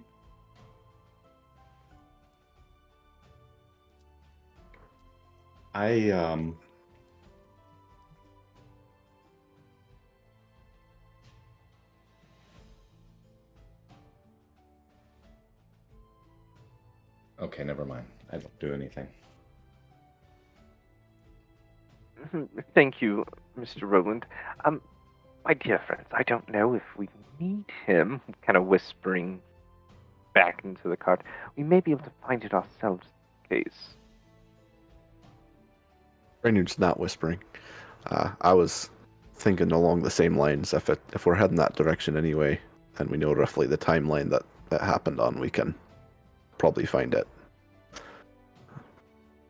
All right, no skin off my back. I'll continue on my way and wish you all the best of luck. We appreciate it, and thank you for offering aid to Koval when you found him. That's the right thing to do, find a man bleeding on the road. On the other hand, it might be nice to save some time on this expedition if there is anyone or anything to be recovered.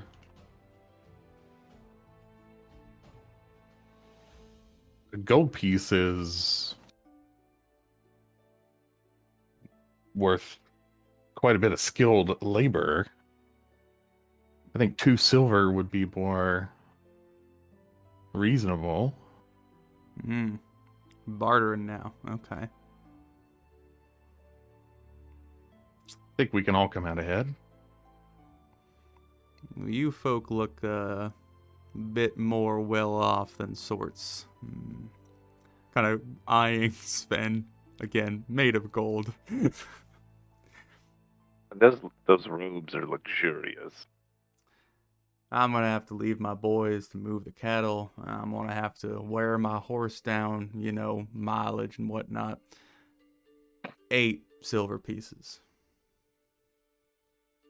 I sort of wave, without looking at him, I wave dismissively at Sven and say, he's...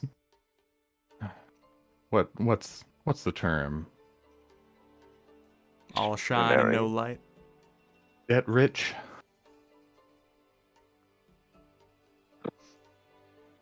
Excuse you.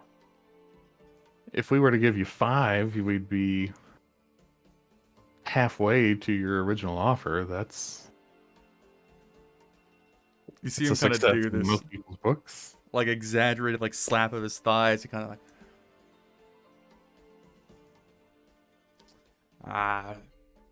6. 6 is the lowest I'll go. We'd strike a deal there.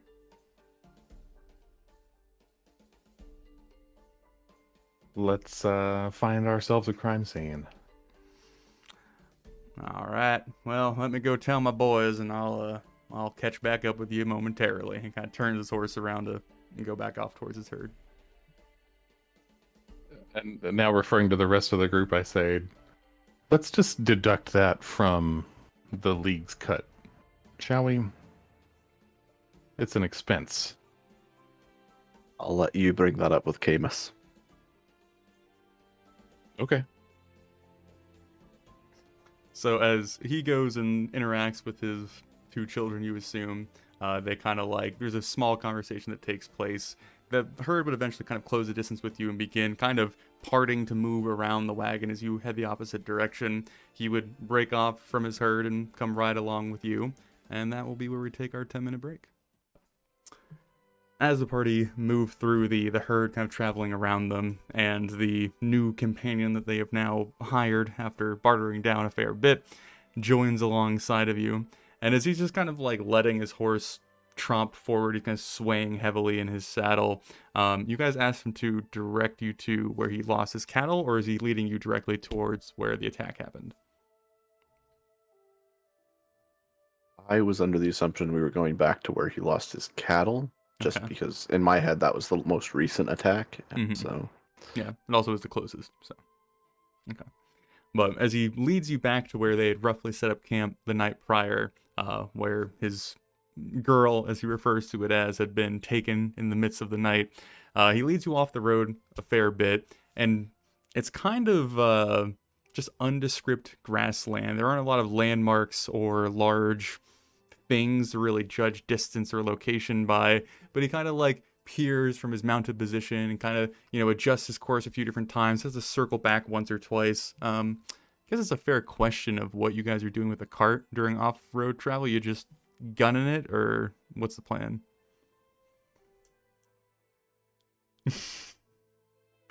yes, Sven, what's the plan?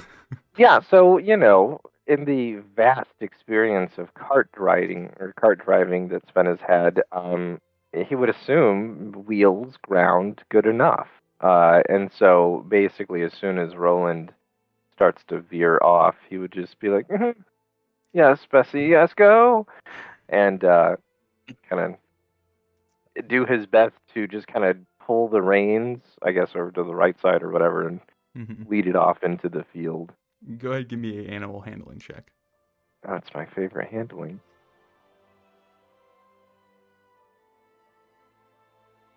Maybe? There you go. A 20. Okay. Perhaps spurred by your careless confidence is the best way I think I could describe it. You lead the cart off the road, and you see Roland kind of look back with a little bit of confusion and kind of looks at the rest of you, and the cart just kind of hips over the little like lip of dirt and earth that it kind of built up around the paved pathway. You just kind of kaboosh, like kind of hit the other side of it and just start scrolling through the grass. And he kind of like circles around and tries to find the exact spot. Sven just leads it in this merry figure eight through the grass, kind of tromping through things, leaving these two thick wagon wheel marks through the earth.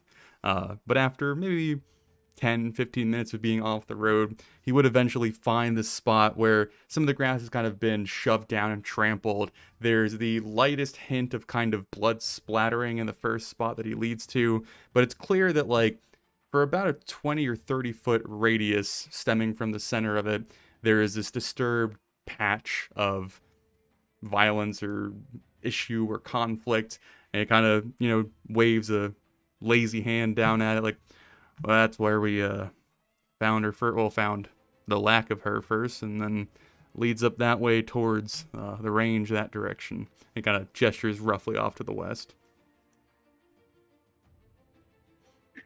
I am going to march over and investigate the scene. Okay, give me a roll, sir.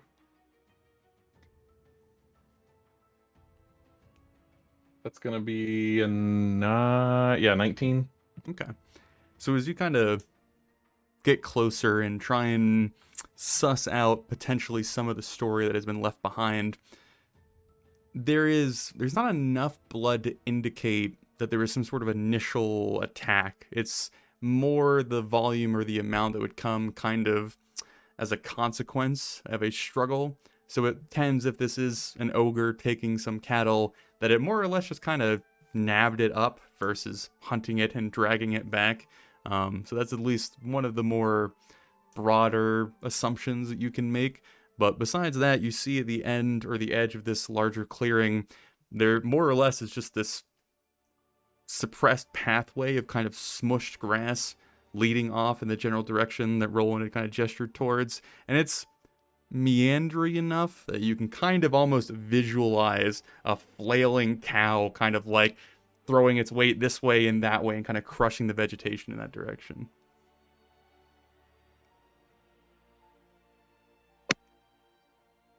I don't bother to mention any of this out loud. Just sort of taking it in. But I did get a general direction from it that I can indicate to the group. Mm-hmm. Okay. That I will communicate. Delightful. And yeah, and start leading the cart that direction. As you go to like start setting off, Roland would kind of look around at whoever's closest, be like, "Well, you didn't pay me to go hunting ogres, so this is what you needed from me. I'll take my compensation now." I'll fish out the coins and give to him. Kind of leans over in his saddle to take it from you, and then gives you all a quick nod, like, "Well, try not to get yourself killed, and I imagine, hopefully, if you return, we might run into one another again." It's a small world. Yeah, getting bigger every day. Kind of settles back in, turns the horse around. "Good luck, boys," and sets off back towards the road. Just kind of trying to get my bearings. Mm-hmm. Based on how far we've traveled, since we're really only like a day and a half Mm-hmm. on the road, and I didn't write it down, the name of the cave or whatever that Zavel was Cavern. mentioned. Yeah. That's right. Given very loose knowledge, what would I assume is the distance between where we are now and Cavern? As far as like time is concerned. Yes. If you're marching there directly, you could probably get it in 3 days, maybe 2 if you're pushing it with a wagon going over rough terrain. Probably 3 to 4 days is what you might be looking at. So Okay. And so do we, kind of looking over the scene, you mentioned there's signs, or you had mentioned to Quinlan, and is there signs of like ogre footprints or anything here that are visible, or? So if you do follow like the path that's kind of been left behind, when the majority of the like kind of chaotic cleaved pathway kind of meanders too far off where it was, I guess, being dragged, there is the faint impression of kind of a larger footprint. You almost kind of get like half of it as it's then smeared over by the cattle being dragged behind it. So perhaps every 50 to 100 feet, you can get some indication of a foot kind of protruding off of the chaos. But besides that, it's just kind of this large smear of grass. Okay. Just trying to reason out, like, based on its stride and roughly how much ground could it cover, but it seems like we don't have that information at this point. At this point in our journey, I'm going to start ranging ahead of the group. Probably not out of sight. Like, I'll maintain line of sight, but I want to start scouting ahead of the party. Okay. Yeah, Just as and they I move. will, especially given the rate of speed the wagon is moving at now, I'm probably off of the wagon and just walking alongside of it. Okay. And then Sven and Thomas, you are guarding the essential wagon? mostly complaining about how bumpy of a ride this is and how clearly low class this card is. I would just be observing. Probably brought up kind of my concerns about if the cavern is 3 days away, but the ogres are killing things here. Yesterday, yeah. You know, I'm not really certain that they would have traveled this far out just to get food to bring back, or they are maybe basing closer to where we're at right now. And just generally being nervous. So as you all begin to kind of follow this path at your own pace and your own presence or location, Quinn being the one leading the pack, perhaps 30 minutes to an hour as you've like moved off of the road and into the actual field and glade of the area around you, there is this somewhat older tree kind of stood in solitude in the middle of the field, and the path leads almost directly to it. As you grow closer, you see on the side of the trunk kind of facing you, there is this thick, smeared, now kind of dark maroon patch of blood that is kind of just like smacked onto the side and has been slowly kind of dripping down the kind of curling bark of the exterior of the tree, and the path just begins leading kind of off of an angle, almost like it kind of like bounced off of the tree, but there is now fresh amounts of blood being dragged along on that pathway where it wasn't previously. So if I sneak closer, I basically want to just get close enough to see if I can confirm my suspicion, which is that this is where the creature that we're after took the time to process this livestock that it stole. Yeah. You want to go and roll me a stealth. 18. Okay. Kind of very cautiously approaching, kind of making sure that every step you take is also paired with a diligent check of your surroundings. You eventually do grow close enough to more or less tell the story that your assumption is accurate, though taking the time might be a stretch of the imagination, as it certainly just kind of looks like it rammed the carcass into the tree and then just continued onwards. So it was just sort of finishing it off here, but it didn't like butcher it or leave behind like As far as horns. yeah, and you can trails. tell it's just a bloody splotch and then more blood leading away from the scene. Okay. I'm gonna wait just long enough for the rest of the group to be in, again, make sure they're in eyesight, and make eye contact and just sort of direct them on the further trail, and sort of as a way to indicate that I've already looked at this.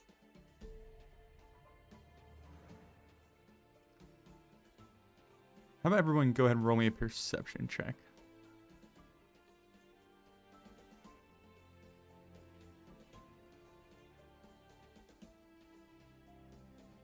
At 21. 15. Okay, 21, Also 15, 21. 20. Okay, god damn. You guys are rolling great today.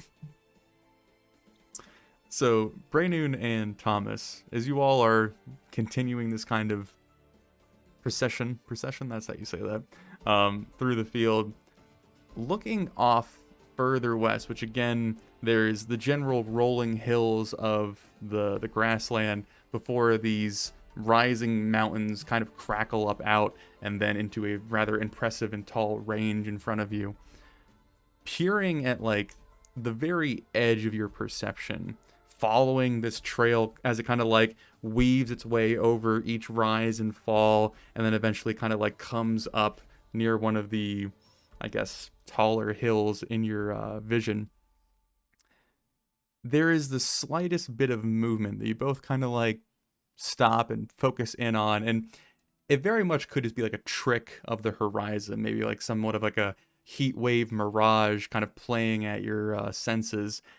But as you both kind of like look, and then you kind of give each other a little like side eye and then focus in on it again, you can see a rather large humanoid shape, and behind it some sort of blob of mass that is kind of trailing behind.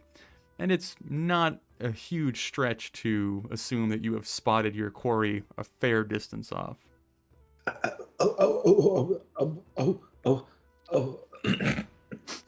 The ogre's there. Thomas, what? Everything in my head, not to facepalm. Roughly how far away did you say this was? It's pretty damn far. Okay. We're probably talking miles. It's distant. Okay.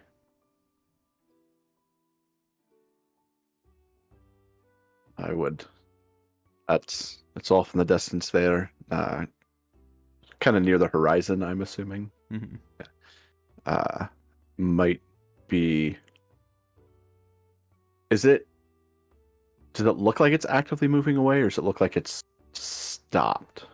It's kind of silhouetted at the top of a hill, and it almost kind of looks like it's marching along the ridge, as far as you can tell in the slow movement you see. Okay, I would. Sven, why don't you come to a stop? And I want to get Quinlan's attention and bring him in. So I'd whistle or something. I'm assuming we would have some agreed upon sign that. And I just want to work with Thomas to point out so everyone sees what we're seeing. Especially Quinlan, who's ranging ahead of us. Standing on the seat of the wagon, how far is Quinn out from the group? Maybe less than 100 feet, right? Yeah. I mean, he stayed within sightlines. So. Then Sven would do a quick flash of fingers and then whisper across his hand over to Quinn, and I think we spotted it. You may want to come back.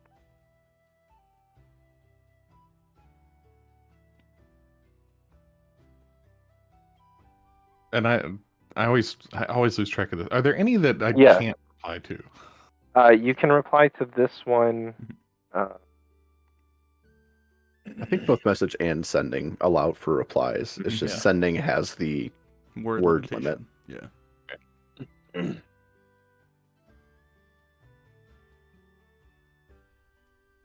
I see him. Might be best if he didn't see me. Oh, yes, very good. And then really over to the other guys. Yes, he's going to remain hidden. There's no sign that from where it's at, it has seen us, just that we saw it. No, I mean, it's so far away that you're just kind of seeing its shape and less of Right. like it. Yeah. Moving stealthily is gonna take me longer, so I'm gonna start even like army crawling if I have to clear an open stretch to try to get an angle on this guy. Oh, I mean, when you say getting an angle, what precisely are you imagining? Basically like swinging around, let's call it a flank, even though we don't know what direction he's facing. Like if they're moving whatever direction they are moving or would be moving toward him, I kind of want to swing around. You know what I'm saying? Yeah, I mean, I think what I'm trying to get at is that's like a full day endeavor versus like a quick jog across a field. Oh, damn. Okay. He's, Yeah, he's far. Oh, okay. I didn't realize that. Never mind. Okay. I would look at Sven. Let's maybe try to get a bit closer, but keep distance, because likely wherever it's going is back to where our actual quarry is. Doesn't do us any good to stop it before it gets there or have it attack us before it gets there. So I think we all work together and keep our eye on it, but don't get close enough to draw its attention. Mhm. That's a good point. Well, the cart is not moving very fast. She'll endeavor to stay behind the grass. Okay. So just proceeding forward, but maintaining the speed that you're not running up on Right, it, yeah. basically. Okay. Yeah, like maybe close the gap a bit, but not. We aren't trying to catch it. One of those things. Okay. So as you all kind of make this observation, have your little quick powwow, and then continue traveling, you are perhaps closing the distance, but if you are, it's rather slow going. It's clear that if he's not moving in the exact opposite direction of you, it's somewhat close to that angle. But following the path and the blood trail, which is rather easy to maintain, I guess, concentration on, as Quinn, has a much stealthier approach, and then the wagon goes trundling over it.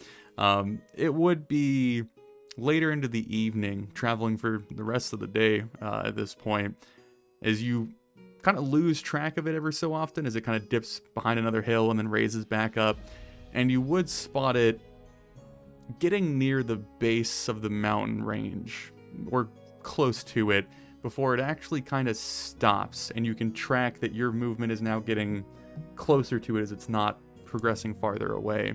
And that is about the time that light begins to fade and the evening and night fully sets in. So it's kind of up to you guys if you want to stop and rest or keep going or whatever you want to do at this point. Just a little update where you guys are at on the map. Probably like there, maybe? Yeah. With it stopped, not with the wagon, roughly how long do I think it would take us to get closer to it? Not to it, but closer to basically get a better look at what we're dealing with. Maybe like the better part of an hour, maybe a little bit more.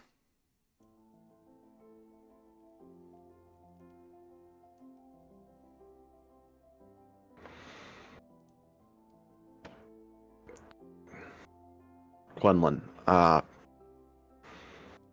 what do you think about getting a closer look at what we're dealing with? Before Hell yes. that's what I don't want to send you off on your own as the danger, but would you prefer to take one of us with you, or at least be in closer proximity? Would you prefer we all get closer with you and be within the range if you need aid? Always good to have backup. A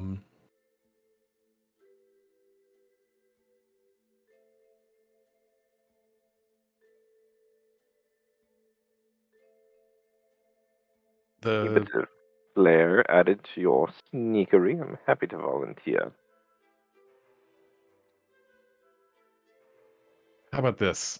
The distance that you were following during the day. Well, no, you won't be able to see me. Just take it slow. Give me a good 10-minute head start. Something goes wrong, you'll hear me. All right. Is the whole group following you? Thanks. Volunteers. Yeah, Brainoon would, and would not disparage the others from joining. We'd be tying the cart up. We aren't taking the cart with us, but Yeah, I'm not staying by myself. All right. So Quinn is leading the stealthy charge while the other three kind of take a back foot. There's a good length of time before you even really have to worry about being incredibly stealthy, just due to the distance that you have and it now being nighttime. But we'll go ahead and give me your stealth roll for when you do get closer up on it.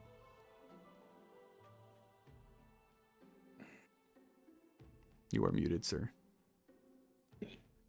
22. Okay. About how close are you trying to get?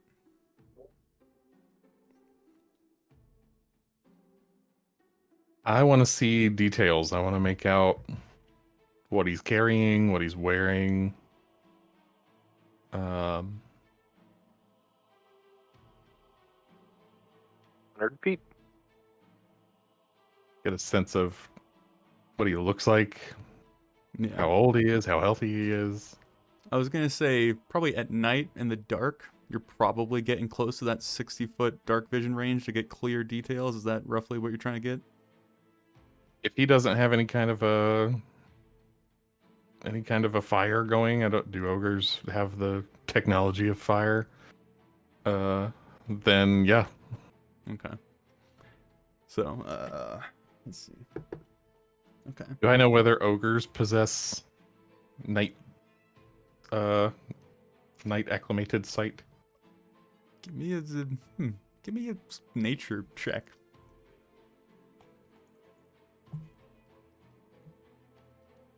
$11.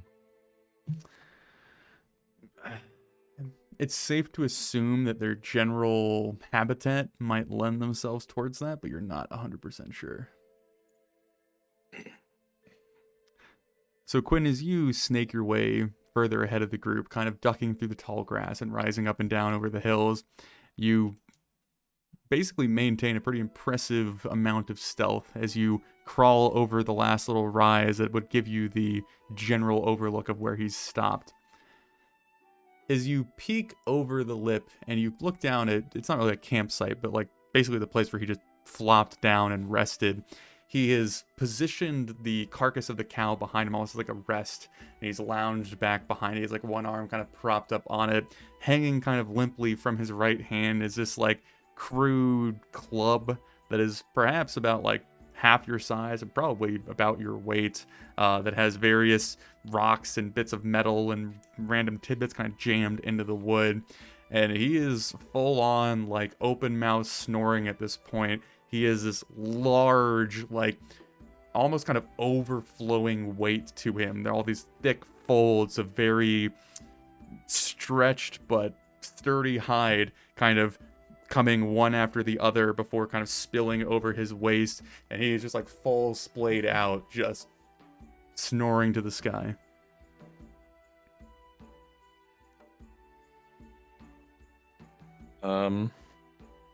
Going to carefully make my way back in the direction of the rest of the group.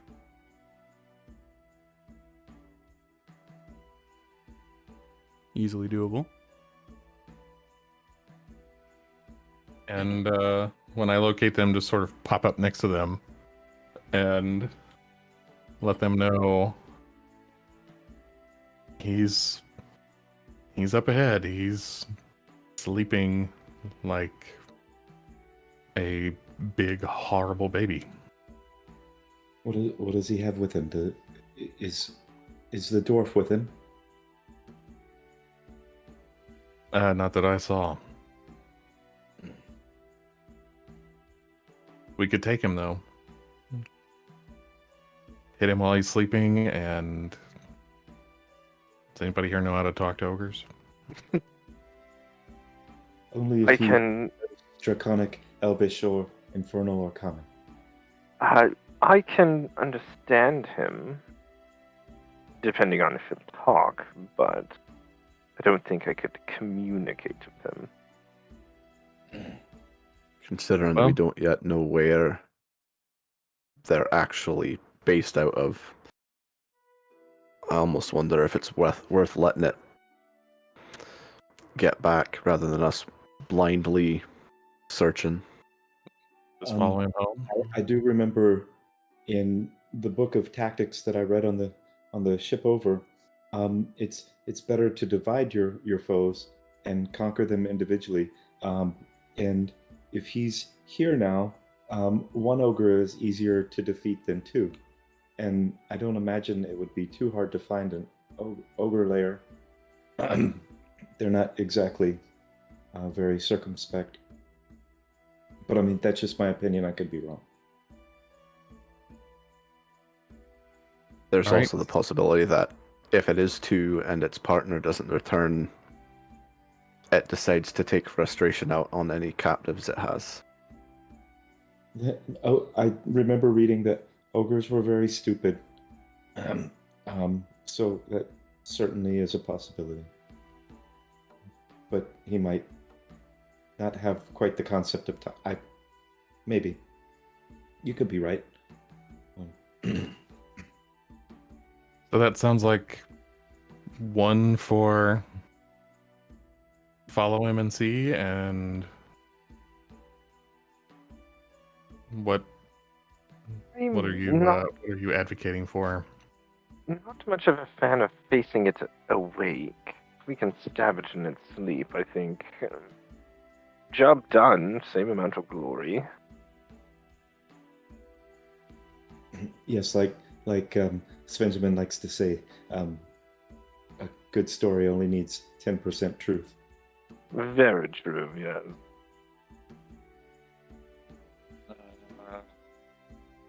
All right, so I also think take it now.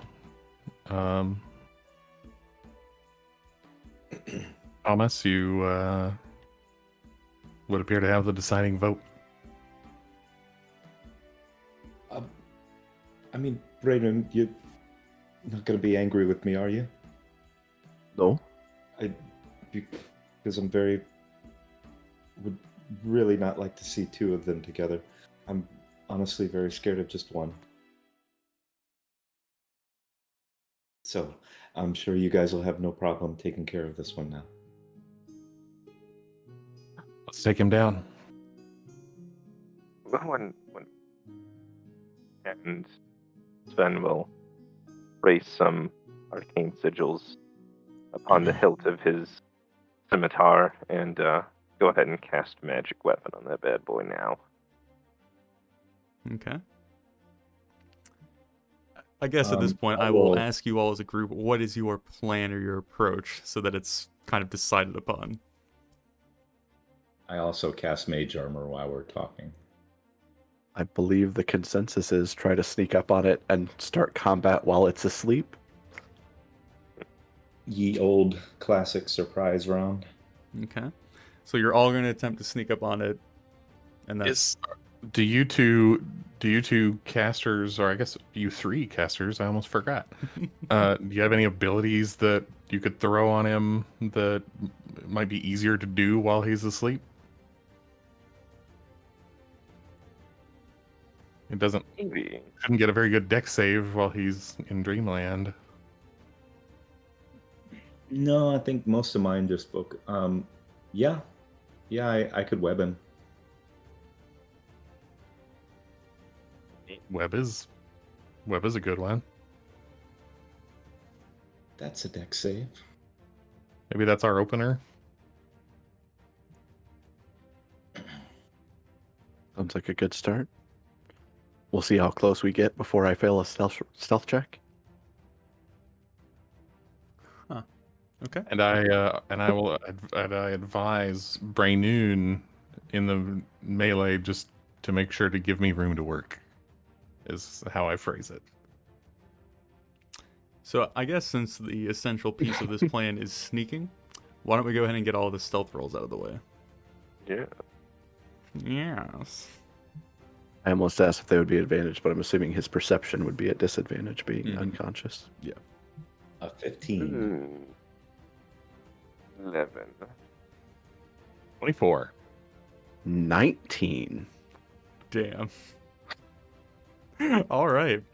Did I really bring up the rear with a 15? No, I was an 11. Oh. Yeah. Yes, well. So as you all kind of collect yourselves and try to move a bit fluidly towards your target, Quinn kind of leading the way and almost serving as a guide for you all to follow to close the distance, you all would eventually creep over that hill that he had first witnessed the beast from and then start descending down towards it. And seemingly, somewhat miraculously, there's no disturbance or awareness of this thing. It's still just lounged back, openly slumbering. And you all grow closer and closer and begin to fully realize the size of this being probably 3 or 4 times the height of Braynoon. And it is probably the thickest beast you all have seen at this point. It is so overly engorged that it's almost kind of sickening just to look at as it like raises and lowers with each kind of ragged breath. But you would all, for better for worse, be able to close the distance to this thing without disturbing it. So now what's the plan? Stab it in the neck, I would assume. Yes, I can cast web on it. And if you guys can, and I'll cast it so that if it's here, the web will end here, and you guys approach from the non-web side. Yeah, there's a part of me that thinks Quinlan and I would approach from opposite directions to kind of... Then you will be in the web, if you're okay with that. Or I don't cast web. I mean, if you cast it behind them, they can both approach from the sides. It's a 20-foot... Let's see. Is it a cube or is it a... I thought it was a cube. Let me check. Well, he is a large creature, so he would... It's a 20-foot cube. Okay.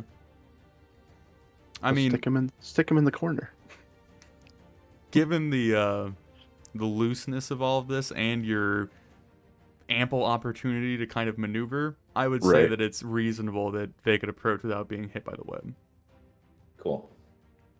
The real question is who hits first, because that's going to be a sizable hit.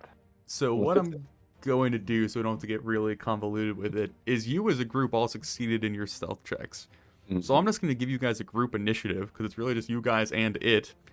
And then it's going to go basically after 2 rounds of you guys going. So that's the situation we're going to play into. So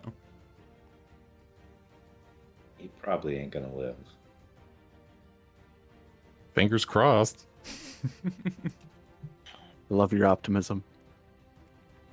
So go ahead and tell me what the plan is, boys. We're gonna kill it. Yeah, I think it's really just, is it web and then hit, or hit and then web? Right. That's the question. Which I I think guess if we're hoping for it to have disadvantage on the dex, web would have to happen first while it's unconscious. Because I'm assuming as soon as one of us hits it, it's not going to be unconscious anymore. Or yeah, so if it's sleeping, it counts as incapacitated, right? Yep. right. Any hit's going to be an automatic critical hit. Why There's don't that we- as well.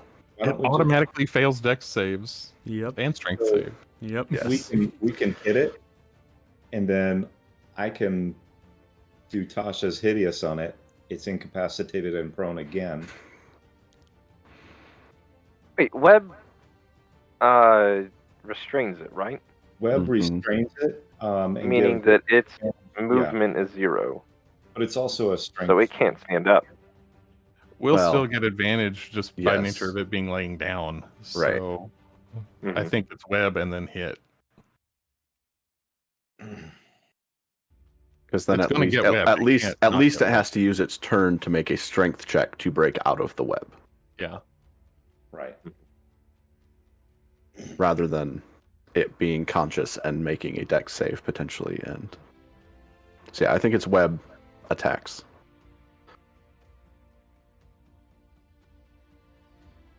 All right. And what are the odds that it wakes up when it gets hit with a web? So casting web is the initial thing. What are the effects of that? Is he just restrained at this point? He will be restrained.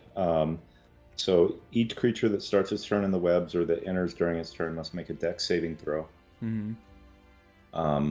On a failed save, the creature is restrained as long as it remains in the webs or until it breaks free. A creature restrained can use its action to make a strength check against your spell save DC. If it succeeds, it's no longer restrained.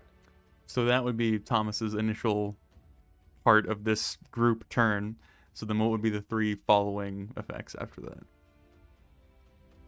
I hit it with a hammer. Okay.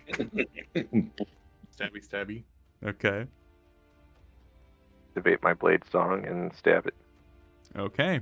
We'll go ahead and let's do all the rolls for it now, and then I will go into a vivid description.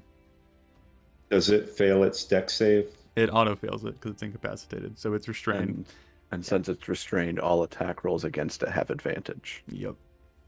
That's a natural 20. Oh, good God.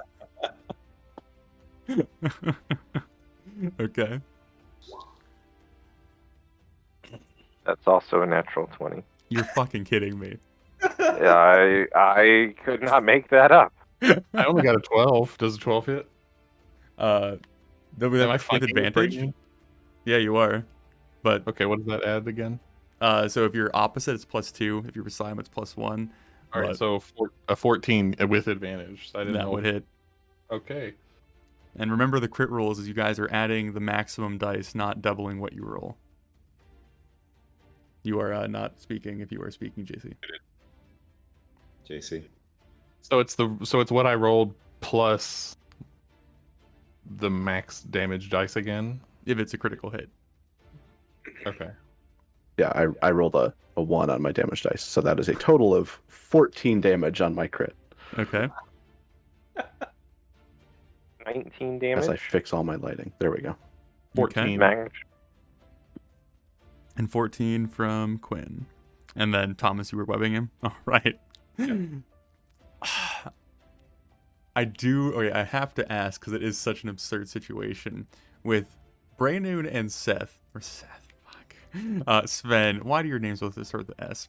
Both getting natural 20s. What precisely does that look like in this situation? I was probably aiming for the head with my hammer, so... I think Sven, seeing the combat prowess of this elite man over here, probably jabbing 2 hands and up through the jaw and the cheek, Okay. would flourish and. So as you all kind of creep on this sleeping, slumbering, peaceful, innocent creature, kind of surrounding it on all sides, Thomas, you're kind of creeping up as Sparkles is kind of up on your shoulder, like kind of like trying to get a visual of what's going on. You send out your practice spell, this like rather impressive display of transferring from book smarts to physical performance to actual activity. The web would dart across the dark area above him and then just kind of stickily slap onto the ground, kind of covering the majority of his torso, pinning his armed hand and arm down to the ground itself. And there is like the slightest disturbance of him kind of sleepily, partially rising, but not fully being aware of what's going on, before Braynoon comes strolling up and just clobbers right beneath his chin, striking upwards, sending his head kind of snapping back, and there's this kind of loud, uncomfortable pop of what you might assume is one of his vertebrae being shoved out of place as his head goes barreling back. And then Sven, as you are following just a fraction of a second after, its head beginning to come down as its eyes are fully opening, being awoken by a rather rude individual.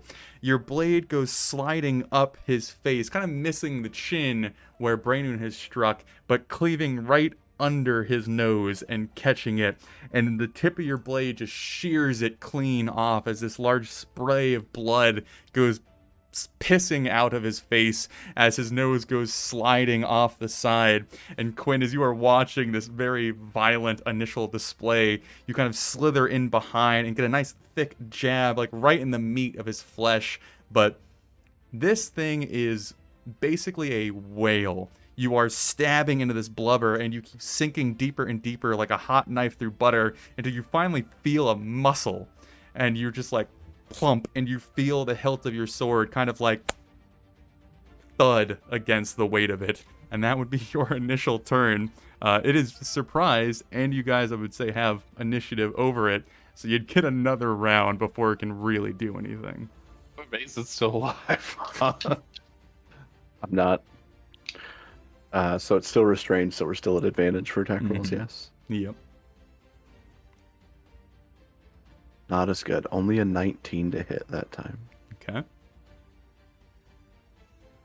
but I rolled a 9 on the die, so it is 12 damage. Okay.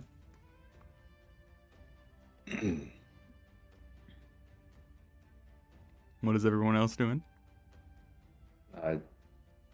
Thomas is it's his first time actually using this spell on anything alive, but he learned Magic Missile and feels like now would be a good time to use that. And so that's going to hit him for 12 damage. Okay. All right, one of And those. look, I rolled an 18 on the die, so that's if a 14 hit, then an 18 on the die will. Mhm. 8. Another 14.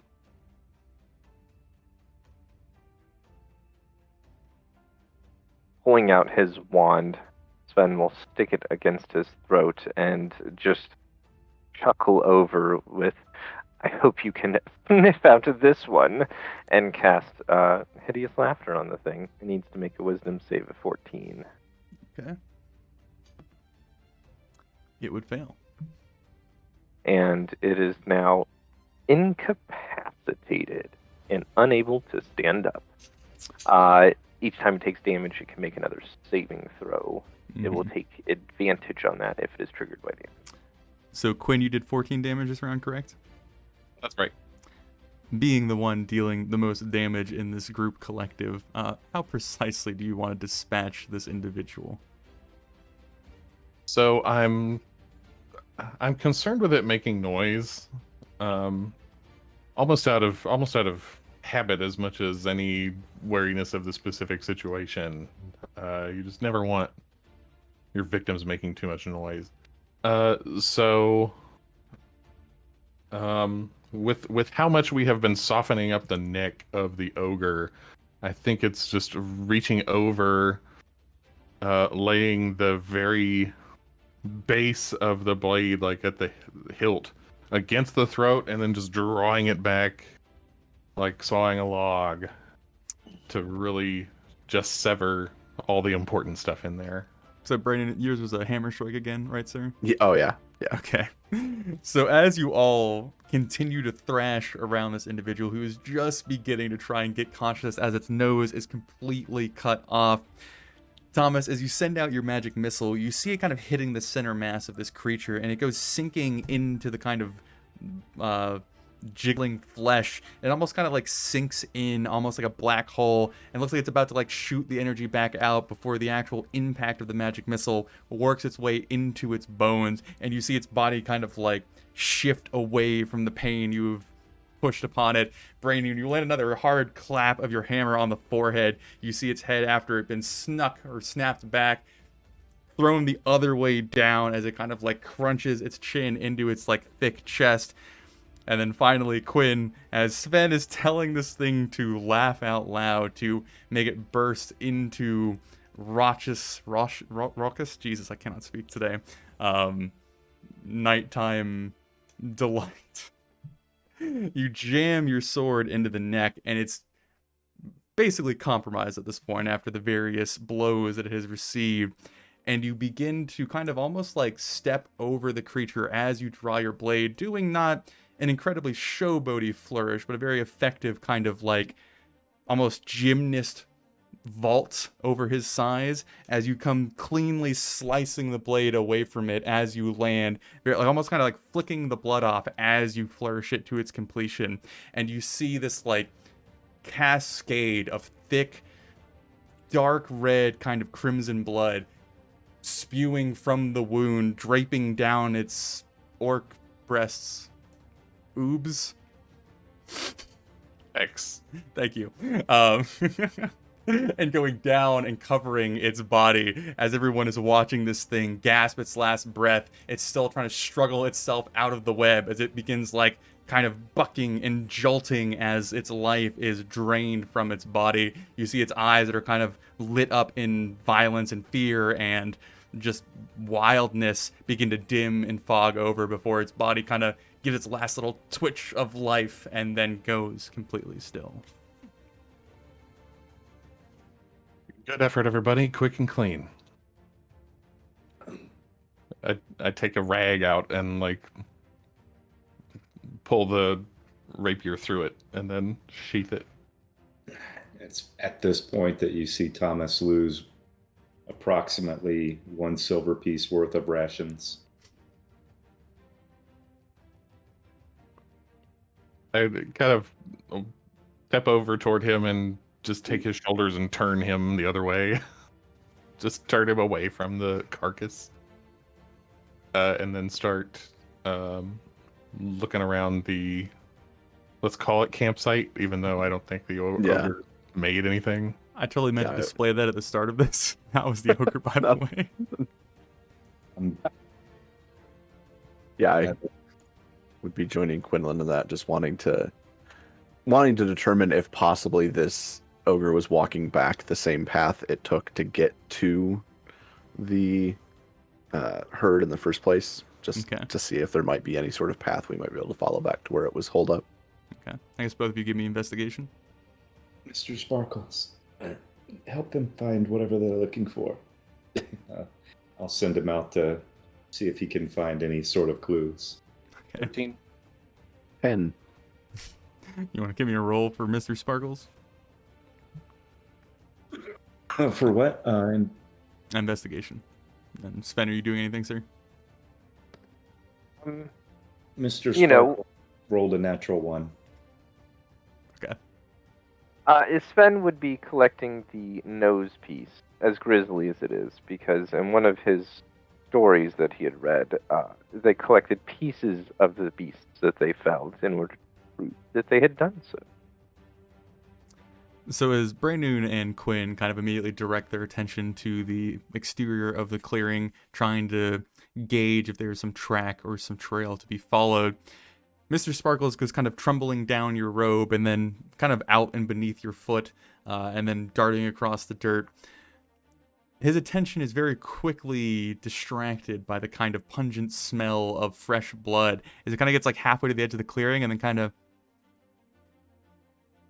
then starts sneaking over to the kind of dripping, collecting puddle of blood that is just beneath kind of the chest of the creature. It starts like, no, Sparkles, no. And he's out of existence. He's... You would see like a drop of blood that was still on his tongue, about to be swallowed, kind of flick into the air as he disappears and land silently behind it.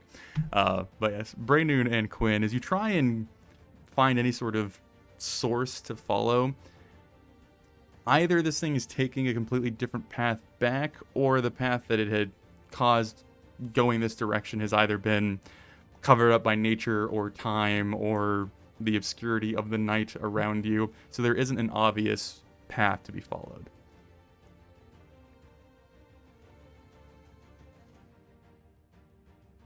Well, very good, everyone.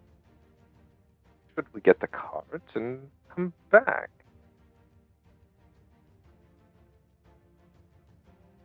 For what reason? I don't want to leave it out there. I'm not sure it'll fit in the cart. No. But we do need to bring it back with us. Though we don't. The contract was to recover the people that were taken and the goods that were stolen. I'd use a dagger to take an ear off the thing and kind of hold it up. If anybody doubts us, this ought to do it. Let the nose. Oh, you've read that story too. Is this What? really what? Is this a normal thing? I mean, can't they just take our word for it?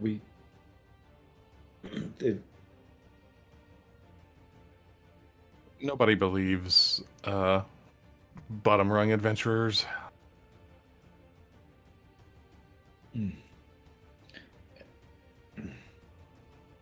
Take a piece yourself. Look at you, regular martial character now.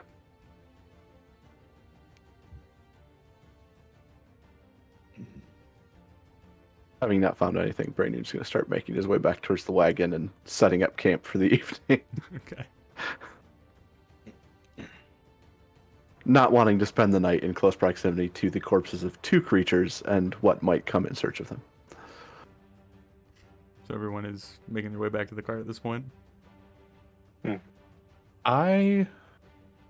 What time of day is it? It is late evening, maybe like 8 or 9. All right. Before anything else can come investigate the kill, I am going to light my lantern, and I don't want to get real in depth. I just want to cut open the belly of this thing and see what it's been eating. Okay. Hmm. Give me perception.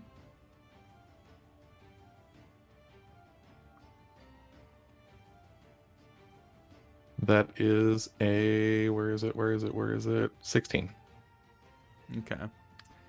As you have to kind of fight through the flubbery flesh of this creature to get to the actual innards and then create enough of an avenue for it to spill out instead of being suppressed by the weight of its own mass, you begin to get pieces, liquids, goop, guts kind of trailing out.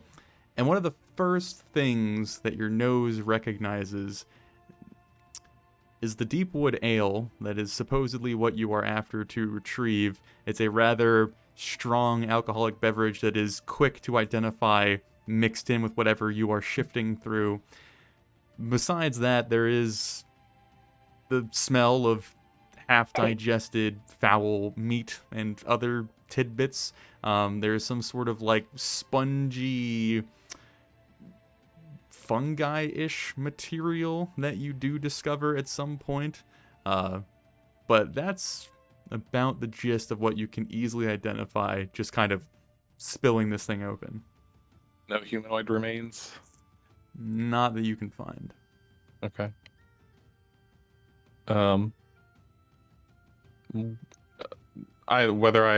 Whether it's when I catch up to them or if there's any of them are still there, I'll relay the findings.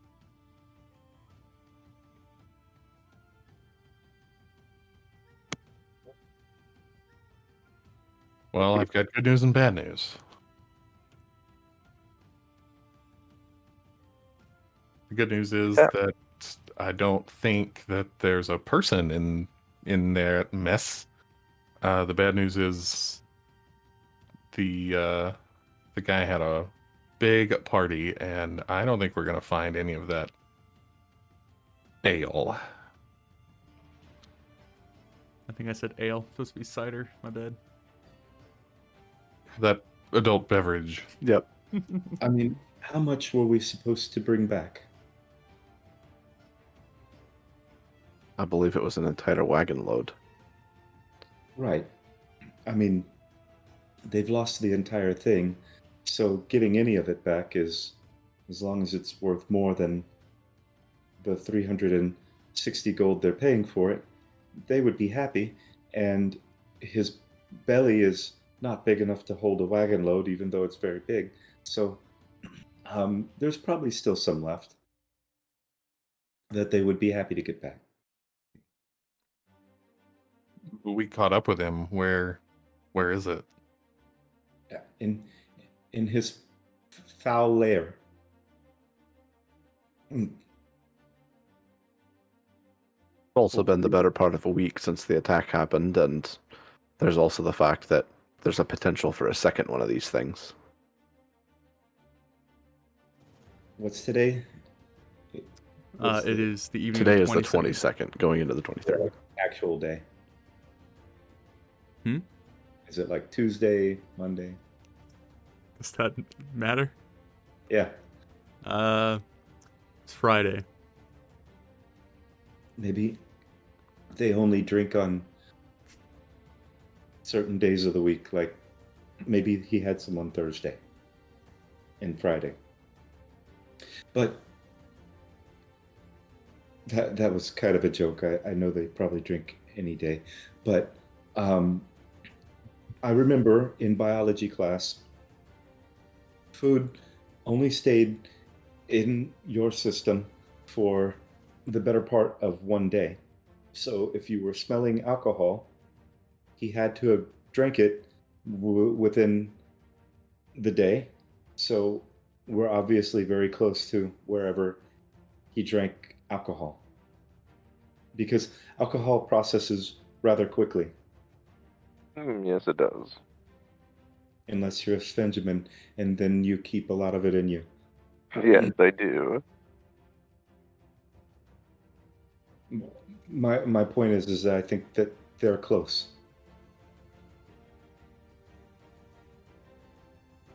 Well, hopefully there's. If we can find our man, I'll consider this a success. But Indeed. some ale would be, or cider would be, a bonus. Not for drinking, Sven. What? No. If we find it, and it's already gone, I mean, what can we... Shall we bed down, resume in the morning? So, setting up camp, traditional watches, and then picking up in the morning. Yes. I would say so. I'm going to head off and use the latrine real quick. Okay. Well, Well, everyone give me a yes. perception. Brainian would mention before settling in for the night to pay attention to any activity that might happen over in the direction of, because things might come looking for an easy meal. Mhm. 30, 20. 21. Okay. All right, and then I will get Thomas when he gets back. Sven, as you are the first to settle in and witness potential problems that might arise, there isn't anything right off the bat as the camp kind of settles and everyone begins to sleep. After perhaps maybe an hour or two into your watch, you would hear some disturbance in that direction. What it precisely is, you can't quite identify at this distance, but there is some sort of commotion going on over there. At a 12, for what it's worth.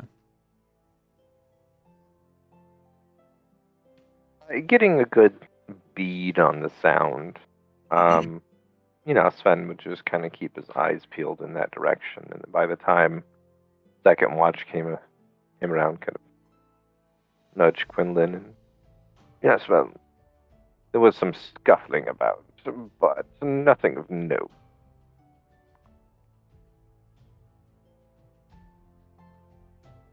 How far away did we camp?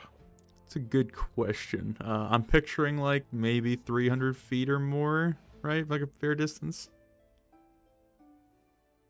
I mean, I guess it depends on where we stopped the cart, but Yeah. And you guys said you wanted to stop it outside of his perception and then sneak up. So yeah. I was thinking more like maybe 200 yards, but it's pretty loose. I'm fine Yeah. with either or. really distance enough away that we wouldn't draw the attention of anything that Yeah. was drawn by that. So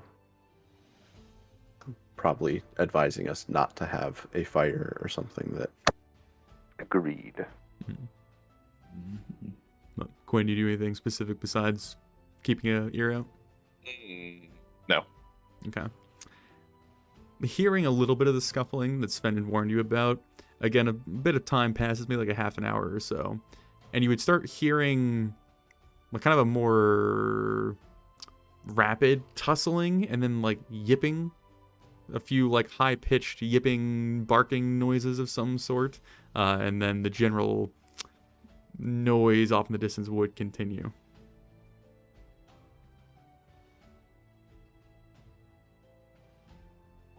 Yeah, I don't need to see what's going on. Okay. And then Thomas, you got 12, you said? Yeah. You would get onto your watch and you would hear much the same, but kind of experiencing the tail end of it for the most part. There is this strange, disturbing kind of just like shuffling of dirt and things and mass, but nothing that you can quite define. And then by the time dawn is about to peek over the horizon and Braynoon, you are upon your watch.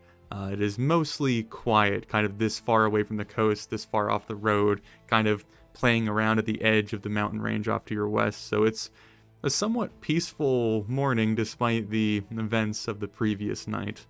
But you would all get up in the morning and be ready for another day.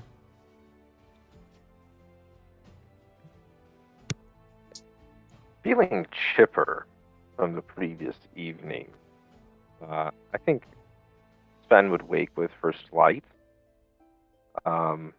excited for the adventure that they're on, and kind of make a big deal of it, and like making the noise to wake everyone, and just, oh yes, chop chop, yes, exciting day, we saved some people, rescue the ale, or the cider.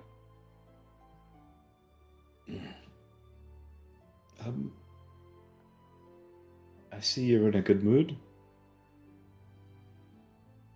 Thomas, you should be on a good mood too. You were so worried about your combat prowess, and look at you. Masterfully done last night. I cast the most basic of spells that disappeared into his belly. I don't know that I'm a combat master yet, but it was. Pish posh. We were successful.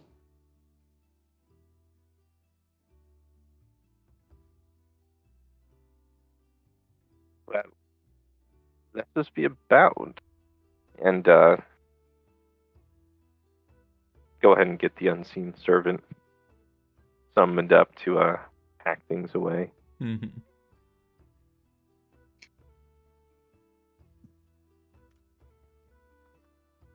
Well, I think the first goal is to find any sort of trail or sign of where this thing came from, so that we can get to there in hopes of retrieving our captives and any ale that, or any cider that might still exist.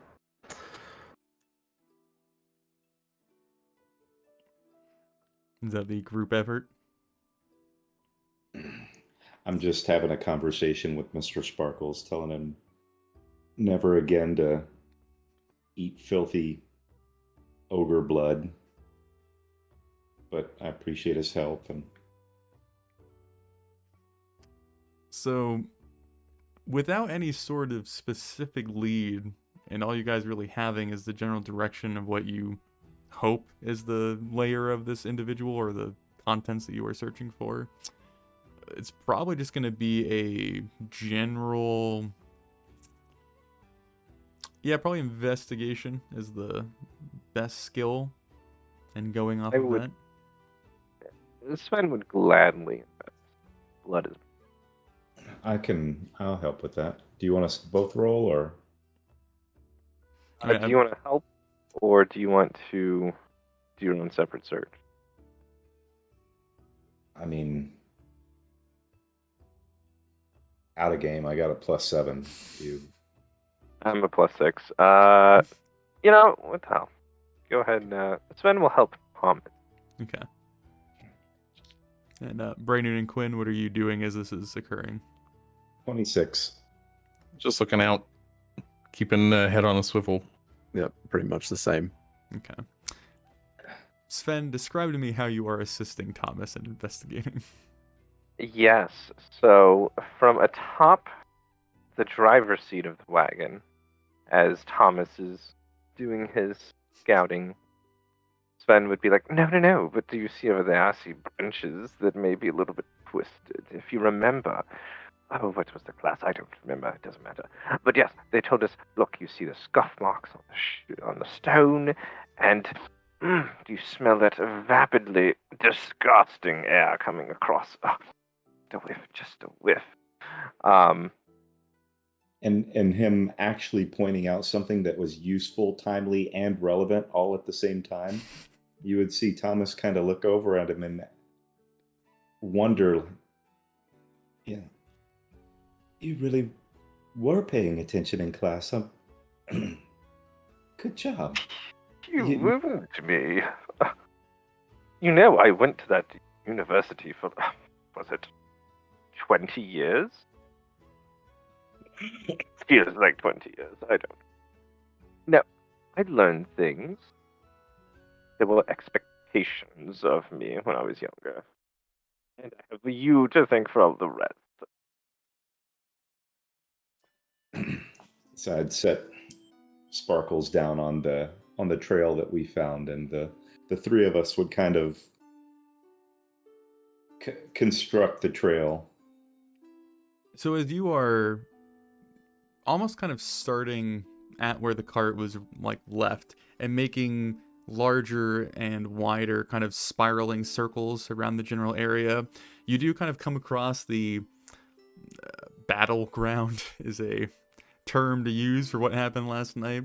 And you see the ogre carcass and also the cattle that have been left behind has been kind of ravaged and picked at and kind of dragged around the immediate area. You see a various amounts of like bites and knob marks and tears in his figure. The opening in his gut that had been so gracefully bestowed by Quinn has been widened to some extent. It is not a very appealing scene, to say the least, but turning your attention away from that and trying to find any sort of hint or clue to go off of, going off of the assumption, or at least the hope, that Zavel Cavern is potentially the place you are looking for, and knowing the general direction that is in the mountain range, you don't find any sort of obvious foot trails or paths or disturbances, but there is this distant echoing wailing, this kind of low bellowing song is not the proper term for it, but a note that continues to kind of rise and fall in a way that suggests not some sort of wild animal or injured creature, but a longing, broken, emotional sound. And it's something you wouldn't fully expect out here, and it certainly does get your attention. It is far enough away that you can't point directly at it, but you are aware of its general position and relevance to you. Quinn and Braynoon, as you are watching the two studious wizards and his familiar going about this task, there is a phenomenon that you are not too surprised of while being out here on the glade, being far enough removed from the road and basically in open country. As you glance around, there are these weird, very brief glints of light, almost as if something has been like reflected off of a bright surface at quite some distance. And both of you, again, kind of like spot it and look at each other to make sure that your sanity is still there, as you kind of work through the potential sources of what this might be. And again, relying on both of you being relatively familiar with the area, it's safe to assume that these are scouts or observers of the more nomadic elves, kind of keeping an eye on the various goings about in their territory. And they're far enough away that you are assuming it's some sort of telescope or device that they are using to spy at a much safer distance. And they are very aware of your position and keeping almost kind of a, not a constant, but steady beat on your location. Noticing that Braynoon, who's had his warhammer in his hand throughout the day,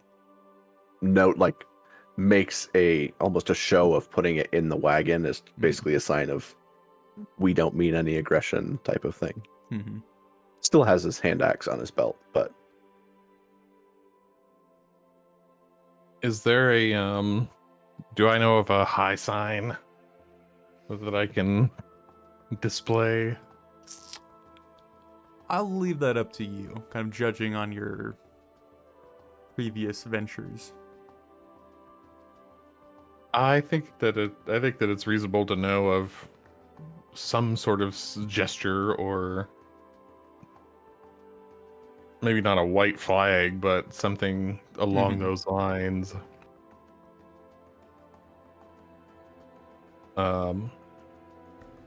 What the rest of the group sees is I just sort of clasp my hands together and then hold them over my head.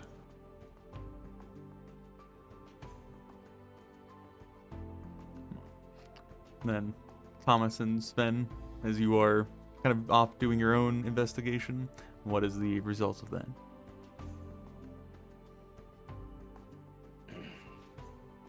Hearing the noise off in the distance. The wailing. I'd like to, unless is it blatantly obvious? Because I think there would be almost a chance that I'd be so wrapped up in the scholarly pursuit in front of me that I might not have heard it. I mean, Unless it's more really of loud. a being exposed to it for an extended period of time kind of triggers the like wariness of your mind that it is out of place and it's been going on for long enough that you can't really ignore it. But it And- certainly is part of your like time out here trying to find some sort of lead. Yeah, I would look over and cue off a Quinn. You know, I'd have figured he'd probably.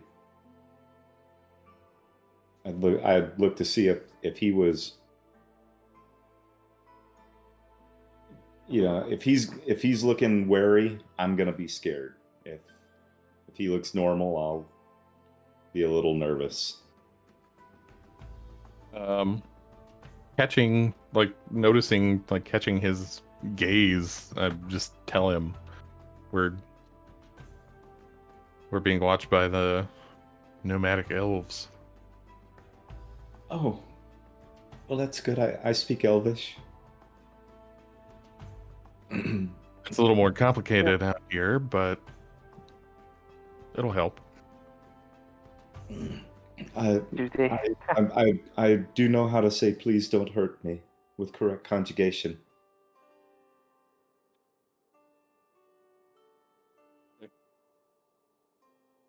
Sven? Be fine. And do they have to make such a racket?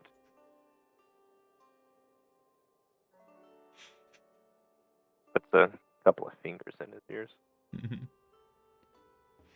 Well, I imagine if both Sven points it out and Thomas is semi-aware of it, both Brainoon and Quinn could isolate the noise that's kind of the source of their discomfort.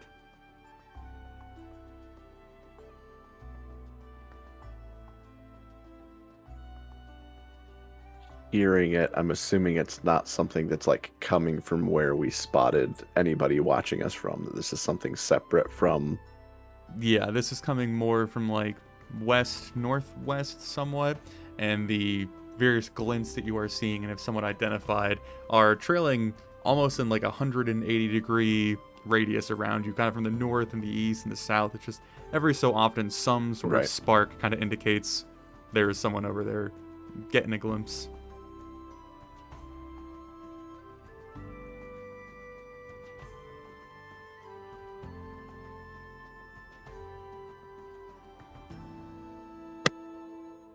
Do we want to go bother them? All right. I'm making an assumption here that there's no relationship that I would know of between these people and ogres. Certainly would not be allies or friends. Okay. So as long as we're being watched, I'll take the ear out. And they may not recognize it as an ogre ear, but if I hold it up, it's obviously not an elf ear. It's obviously not a humanoid ear given the size of it. So I kind of hold that up for a little bit too, and then put it away. Yeah. And I mean, to be, I guess, more transparent, the elves out here keeping watch of you is not something to be concerned with, more or less. It is mostly that's just kind of like housekeeping. Like, this is their place, so they're just kind of making sure they know who you are and where you are. I sort of think of it as like you turning on the dome lights in your car when you get pulled over at night. Making abundantly clear that you're not reaching for a weapon. Yeah. Yeah, making it Yeah. abundantly clear. And also it's something that, we'll figure out later, but somebody might recognize me. So that's that's not impossible. Anyway, You as the group have the day. Follow along towards, I guess, the mountains. Yeah, I'm assuming this is just me, assuming that our rough target is in the rough direction of the wailing noise. More or less, yeah. Yep. And I'm assuming you're also taking the wagon still. Gotten so good at it, of course. Sven, go ahead and give me an animal handling check just to get a pulse on that. Yeah, as we, brought it next to the corpses, see how well the. A 12. Okay. Beginning to set off even further west and getting closer and closer to the base of the mountain range. The terrain is far more rockier. It's certainly still probably qualified as grassland, but you're going to be running out of open terrain somewhere in the near future. You probably only get about maybe an hour or two of this kind of echoing, reverberating, distant wailing. Again, it's very difficult to really pinpoint what it is and what its purpose is, but it does eventually fade, kind of leaving you a bit aimless, but at least still heading in the direction where you had initially kind of somewhat located it. Getting towards noon, spending several hours traveling mostly west, kind of meandering a little bit here and there to avoid more difficult terrain, it is becoming more and more clear that either Sven's lack of experience or the horse's non-enthusiasm, that is not a term, that crawling up this quickly escalating slope or rocky terrain is becoming tedious to some extent and very much hampering your progression. And that is about where you're at around noon. I'll go ahead and move you guys a little bit as well.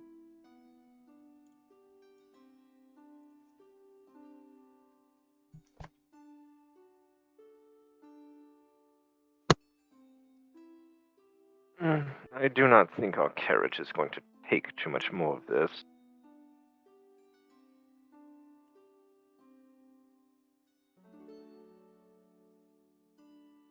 Should we travel on foot? I don't want to have to lug barrels of cider back to this wagon this far out. Nor do I want to be responsible for twice the cost of this nag and wagon. Well, if we're not too far away, like I said, I can float it. If there were a safe spot, we could leave the wagon. Understanding this is entirely guesswork, based on where we were shown the cavern was at and roughly where we estimate ourselves to be, how far on foot would we be traveling? Ideally, maybe a day. With any sort of issue, probably 1.5, 2. Okay, that doesn't work. It's not impossible to move the wagon forward, but you are clearly Right. moving much slower. Part of me is wondering if we don't get on foot and lead the horse and wagon rather than trying to drive the horse and wagon. But yes, it slows us down, but we can get the wagon that much closer.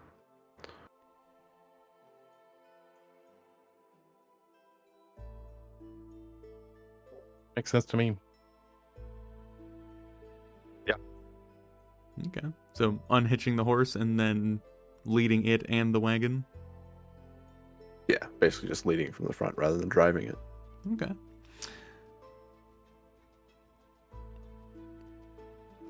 At this point, are you still just kind of aimlessly heading in the direction that you were initially aiming for?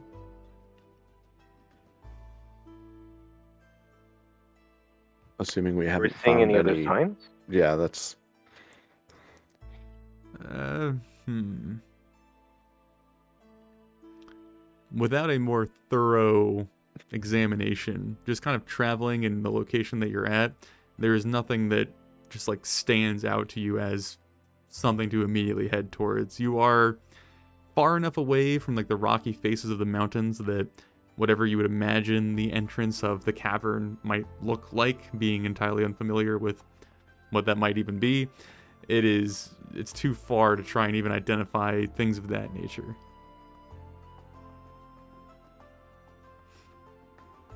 So I imagine it's just continuing forward then. Okay. Side note, is everyone keeping track of their various rations and whatnot as we progress? I have been. No, and that's been what, 3 days? 3 days. Yeah. Yeah, it's currently the 23rd. We Mhm. left on the 21st. So as you all continue to kind of trudge ever westward, the wagon now being led a bit more carefully, still slowing you down, but I guess less risk of getting it stuck or damaged or having the horse tumble down a ravine that probably wouldn't return from. There is an air of concern or kind of an undercurrent of energy that doesn't quite let you fully relax into the otherwise pretty tranquil scenery around you. There is just life and nature and kind of endless rolling landscape and scenery to take in as you continue to kind of trudge ever further up in altitude. As you get more or less to the actual beginning of the mountains, where there's less grass and more stone and the vegetation becomes more sparse, you don't have an exact direction to be heading, but it is now pretty fair to assume that going further west is probably not going to get you any closer to your goal. So at least now it's a matter of just traveling southward, but it does mean you are going up and over multiple ridges and down and up and down and up to try your best to search the, I guess, side of this range for some sort of entrance that might resemble what you are searching for. But is that the plan?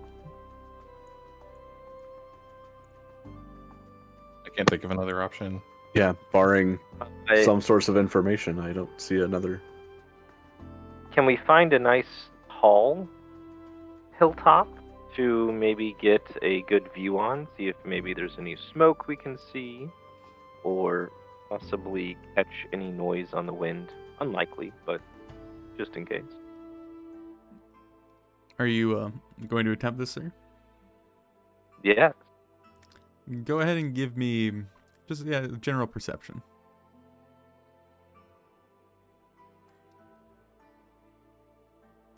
A delicious 7. As you stride just slightly away from the group, kind of finding a higher up location to kind of peruse from, you do have a somewhat commanding view of the scenery beneath you. You can see all the way out to the ocean far to your east and all the different valleys and dips kind of between you and it.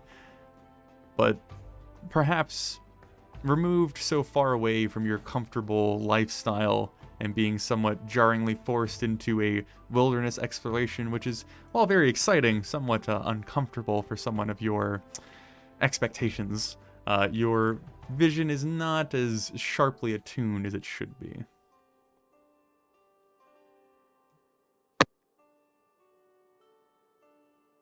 After climbing back down, Sven. Yes, well, grass, hill, nature. Not much.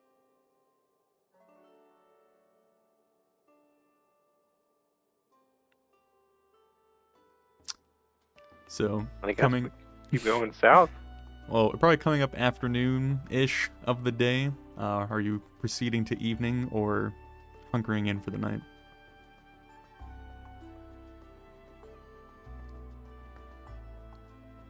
I assume we'd be moving until Mm-hmm. it reached a point that it made sense to make camp. because I imagine this is everyone's main focus, how about we do a group investigation check?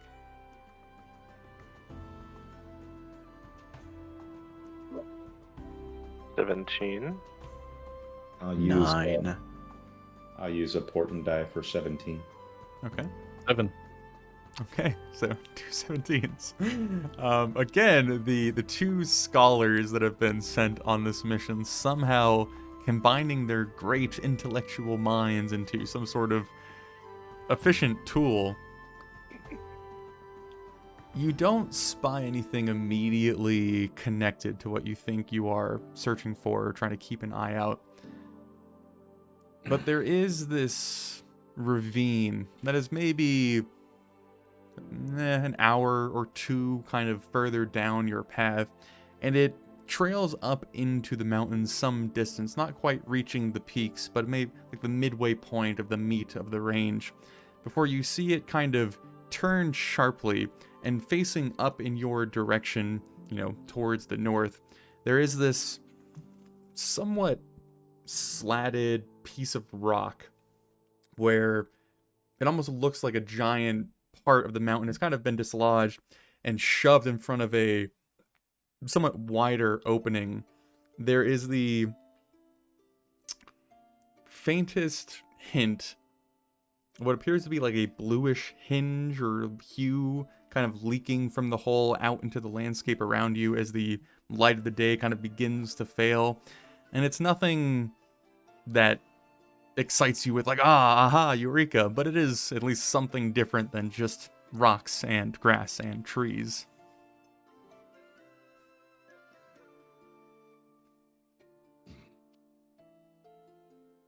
Seems like my time to shine once again. Got to skulk in for a closer look. Okay. It's a fair distance, again, like an hour or two of traversing on foot before you get to it, but is that your goal, sir? It is. Okay. Are you moving alone, hiring your companions? I don't ask for anybody to follow me, but I'm not. You don't say not to follow you. I don't say not to follow. Okay. So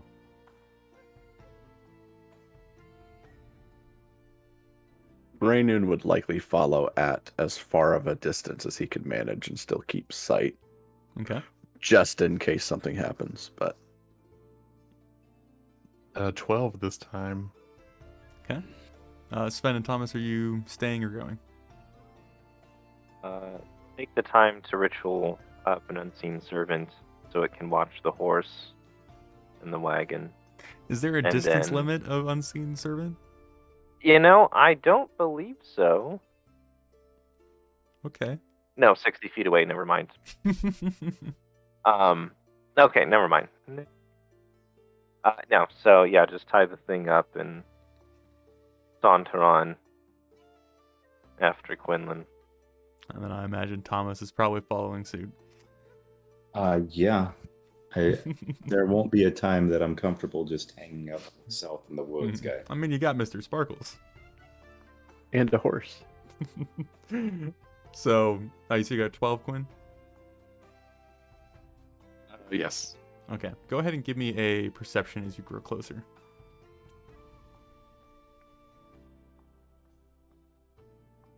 16. Okay. So, ranging a fair distance in front of your allies and having to kind of climb over pretty rocky terrain that is a lot more of athletic prowess than just kind of striding or skulking, it makes it somewhat difficult to actually stealth your way through or go unseen, but you are kind of moving from one vantage point to the next, trying to make sure that if there was anything within your, I guess, aura of perception, that it isn't directly spotting you. Reaching the kind of beginning of that valley where the cliff faces on either side are kind of too difficult to either climb down or go up, you begin sneaking up this path that has been somewhat established but is very much eroded and blocked and kind of disrupted in various places. You do the same movement, kind of growing closer and closer to the potential point of interest that you have identified. when you're perhaps maybe 100 feet or so away from the entrance, that blue light becoming a lot more prominent as night begins to fully set in, you hear kind of a faint remnant of that wailing that had initially been identified. It's this low, compulsive kind of sobbing. There is this long drag of air, this and then this quick release of just and you would hear that repeat over and over in this persistent low noise.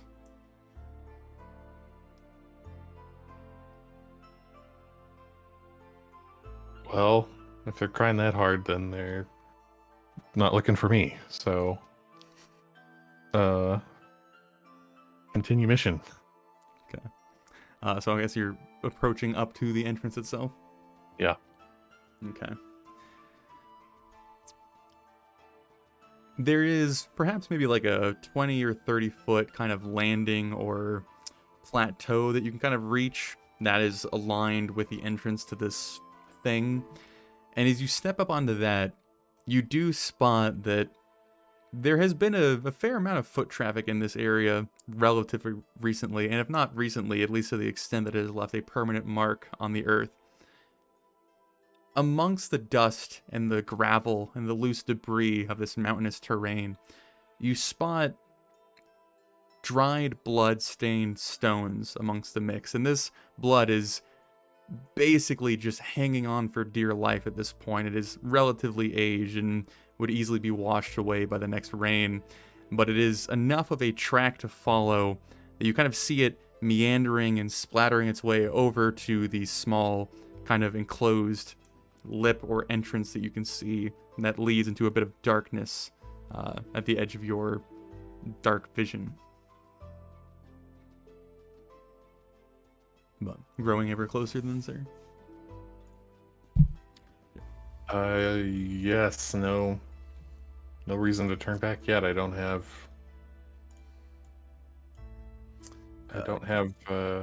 any real good information to report.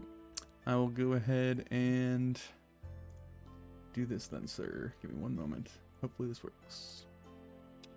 Yes. Gotta get the... perfect. All right.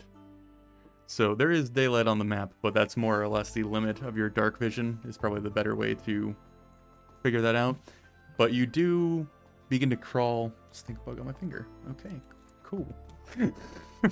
You do begin to crawl into this opening, and as you stare further down, what you see before you is a few kind of collections of rocks blocking this somewhat tall cavern or cave that you've stumbled across. It's at your best guess maybe 30 feet tall where you are currently exploring, and there are obviously clear old whitewashed skeletons kind of settled into the stone to your right and off to your west as well, and that thin dried trail of blood that you saw earlier is kind of dragged and smeared around this kind of offshoot to your west, or I guess to your north would be the better way of describing that.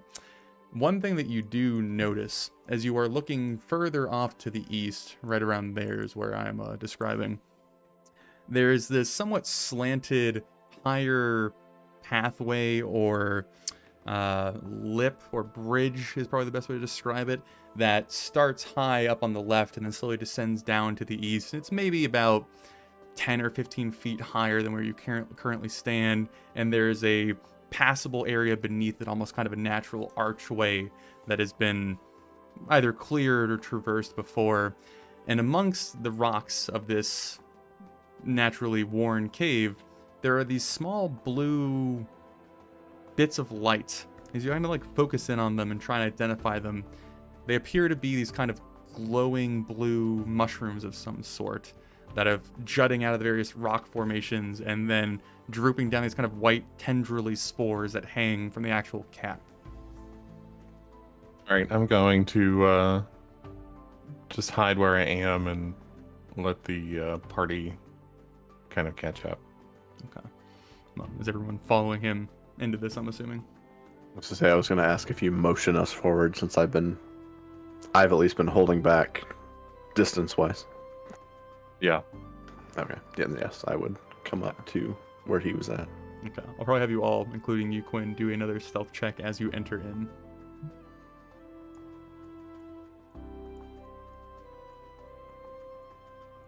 I got a 5. 22. 15. Oh, Sven? actually, it would be a 7. That makes a Okay. difference. 13. Okay. Give me a moment.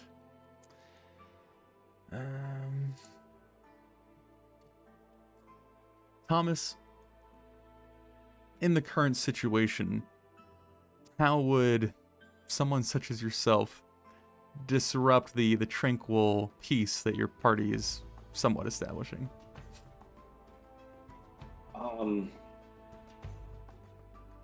I mean, I don't think it would be too hard to figure that one out. I'm nervous. I'm looking down the path that we're walking, and now we're going into this cave, which I'm sure has a battalion of ogres.